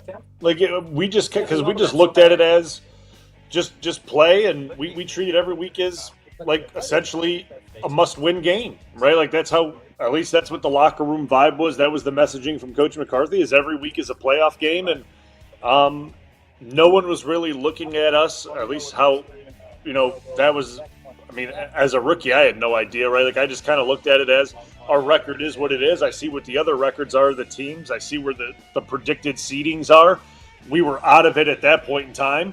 So it was just like, hey, let's just keep trying to win games and let's see where the chips fall. So like no one really expected us to get there. There wasn't all the pressure in the world to like, hey, we couldn't choke, like lose so many games and we choked our way out of the playoffs. It was, hey, if we win, we could get in. And that was kind of the way guys were looking at it, and we got it done. And play the Giants and then play the Bears at the end and get in. And it was kind of that underdog mentality that we just play our game, don't have to worry about having any target on our back because no one really expected us to be there. And that was a fun role to play, because after that, we were never really looked at that besides until we went to Atlanta, really. I mean, that was the last time we were really, I think, looked at as an underdog, was that. Because I think at Philly, it was pretty close. If you looked at, I think, the odds. And then after that, it was Atlanta, we were dogs, and then in Chicago, I think it was pretty even. Yep, you're right. Whoa, Nelly. Whoa, Nelly! All right, I'm going to tread carefully here. Oh, dear. It wasn't just Green Bay Packers coaches and players who were speaking with the media yesterday. Big Ten Media Day took place out in Las Vegas, and Wisconsin Tausch? Badgers head coach Luke Fickell was at the podium yesterday afternoon. He addressed the standard at the University of Wisconsin. Oh, boy. Here it is. Last year was not the standard, right? And it's pretty obvious to be able to say. And really, we're talking about the way that we finished last year. That's not the standard. That's not the expectation by any ways. I was not brought here thinking that that's in any way what it is that we expect at the University of Wisconsin. But I'm not here to dwell upon last year either. But what last year does do is it gives us an opportunity to be able to self-reflect. It gives us an opportunity to recognize things that we need to continue to be able to change. And I think that's what was most important as we attacked December and January for us in our program. I hear that from head coach Luke Fickell, and I say Bryan Bulaga better watch out for Saturday, October 11th, because Wisconsin's on a mission this year, coming for the Iowa Hawkeyes, the Minnesota Golden Gophers, the Nebraska Cornhuskers, the Illinois Fighting Illini, and anyone else in their way in the Big Ten. We're going to get back to resetting the standard this year. I love that yesterday. Oh, gosh. Well, I will say at least he's speaking the truth, because as far as I know, Wisconsin football has always been a really, really good program, right? I mean, that was always, when I played at Iowa, that was always the game that I always looked to as a rival game, as like a standard game, right? Like I always looked at Iowa, Wisconsin, very similar programs. It was always a good measuring stick game because Wisconsin was always a good team. They were always ranked inside normally the top 20. It was a good game to go play, and it was a trophy game, so it was a very intense game. So yeah, like the standard of Wisconsin football right now is well below that. Obviously, I mean, I'm not misspeaking with that, right? I don't think I am. The standard maintains the standard. The point that Fickell was saying is he recognizes last year was not the standard. There is no new standard. We're getting back to as good as Iowa. We're getting back to the Barry Alvarez standard, the Bielema standard. Okay. We got to relax with the Alvarez standard too. Like just relax getting back to the Alvarez. You got to get to a bowl game before we start talking the Alvarez standard. Like, come on now. Yeah. Got to get to the Paul Chris standard. Yeah, like come on now, like you're talking about Bilma and Alvarez standard. You got to get to Christ, and then you can start to work backwards. Like just come on. No, let's relax. The entire point is not resetting that expectation. The expectation is to. I thought you were going to tread lightly. Yeah, I'm not anymore. The expectation is to contend for conference championships and to be relevant on the national stage. And right now, they haven't been doing that. And I love that Luke Fickell straight up addressed and said that's not good enough for what we're doing here. He owns it. Jesse, he knows it. We're going into this season with that expectation. Jesse, what happens when they don't reach that standard again this year? Then there start to be some other conversations potentially. If there isn't visible improvement or anything you can hang your hat on as measurable growth and success toward that achieving that standard, then you start to have some other conversations. What is that to you? Really, it's kind of the same thing that I said going into last season. Signature victory against a top contending team in the Big Ten or Alabama. So Alabama's on the schedule in Week 3. You get a win in Tuscaloosa, narrative changes. You're not winning. You're not winning that game. So then I'm not what's saying the that next we one? are, but contending or pulling up. I mean, there's a lot of good teams on the schedule this year. Oregon, Penn State, Ohio State. I don't think I'm forgetting any to the west of us. No. So if you beat any of those great teams in the Big Ten, that's something you can hang your hat on. Of course, taking care of business against Minnesota, Nebraska, Iowa is pivotal. Illinois got Bielema. There's some juice to that game now. They're on the same level, I'd say, as those other 3 teams. Like you got to win some of those games, and you got to contend against the big dogs, and preferably win one, so that you can say there is measurable growth and improvement. We see where the vision of this thing is going. Okay. So like 4 wins, 5 wins? I'm starting to like you. I'm being dead honest. Like how many wins? No, you got to get look. Nothing short of 6 wins is the expectation. If we're going to the Wisconsin standard, like Luke Fickell just said, you cannot be ineligible for a bowl game back-to-back years. That's unacceptable. Time out. The Wisconsin standard was 9 wins always. So, like, let's just start there. That was the Wisconsin standard. It was 9 wins. So, there it is. I'll just tell you that right now. It was 9 wins. Yeah. I'll just tell you that right now. 9 wins would be lovely this year. Not expecting 9 wins. 9 games. Yes, they were. Okay. Yes. Okay. So there you go. Oh, look, we're out of time. Dang. I thought this went well. Yeah, it's gonna. I think we have a promo with Matt LaFleur, the father that never wanted to be your father, saying Pops. that the schedule is daunting. We'll see. Maybe they will surprise a lot of people. Maybe they'll go down to Tuscaloosa and win, and Bryan Bulaga will have to eat his words. But I don't think so. We'll wrap things up next with Bryan Bulaga as our cousin sub of the day. It's Wilde and Tausch. Your state, your teams, your ESPN. The ESPN Wisconsin app. Customizable just to you. Find the ESPN Wisconsin app in the Apple or Android app stores today. Mark Tauscher here for the great team at Everlight Solar. There's a bunch of energy and excitement around the start of brand new football seasons in Green Bay and Madison. And speaking of energy, the start of a new football season could also mean the start of a new way to power your home. How would you like to start saving money while also helping save the planet? All you have to do is make the switch with Everlight Solar. Our family is one of many who have made the switch to solar over the last several years. We knew we had wanted to, but weren't exactly sure where to even start. That's when we met with the Everlight team, and they outlined the entire process and educated us on the benefits of making the switch. It was super simple. Join us in saving a ton of money and creating a greener environment for our family and the community by switching to solar. Learn more and schedule a free consultation at everlightsolar.com. That's everlightsolar.com. Rah. Pella Windows and Doors of Wisconsin present your Badger Minute. Here's Pablo Iglesias. This Badger Minute is brought to you by Bruner Realty, providing excellent real estate and property management services in the Madison area for over 30 years. Contact our team at BrunerRealtyInc.com to get housed today. Luke Fickell taking the Big Ten media podium Wednesday. The head coach asked about Wisconsin's challenging upcoming schedule. Fickell with his forward message, it's time to embrace the new Big Ten. Audio courtesy Big Ten Network. This isn't the Big Ten West anymore. The great thing about that schedule is pretty easy to be able to lay it down right in front of everybody, whether they were coming back for for their 5th year or 4th year, or guys that were coming into our program. This isn't the NFL where they lay out the schedule sometime in April. Everybody knows what they signed up for, and everybody knows what they stuck around for. For windows with the strongest resilience, you need the Pella experience. Get 0% interest for up to 5 years if you order by July 31st at PellaWI.com. Join the Madison Money Guy, Christian Finfrock, for Retirement Income Strategies, Saturday and Sunday mornings at 7. Get the information you need as you plan for retirement. That's Retirement Income Strategies, Saturday and Sunday mornings at 7. Investment advisory services offered through Retirement Income Strategies, an SEC-registered investment advisor. When you're in the right place at the right time, things get done. The important things, like knowing what you need and how it all works. Talking truck. Fixing it right the first time. At Zimbrick Chevrolet, our people get it done right and now.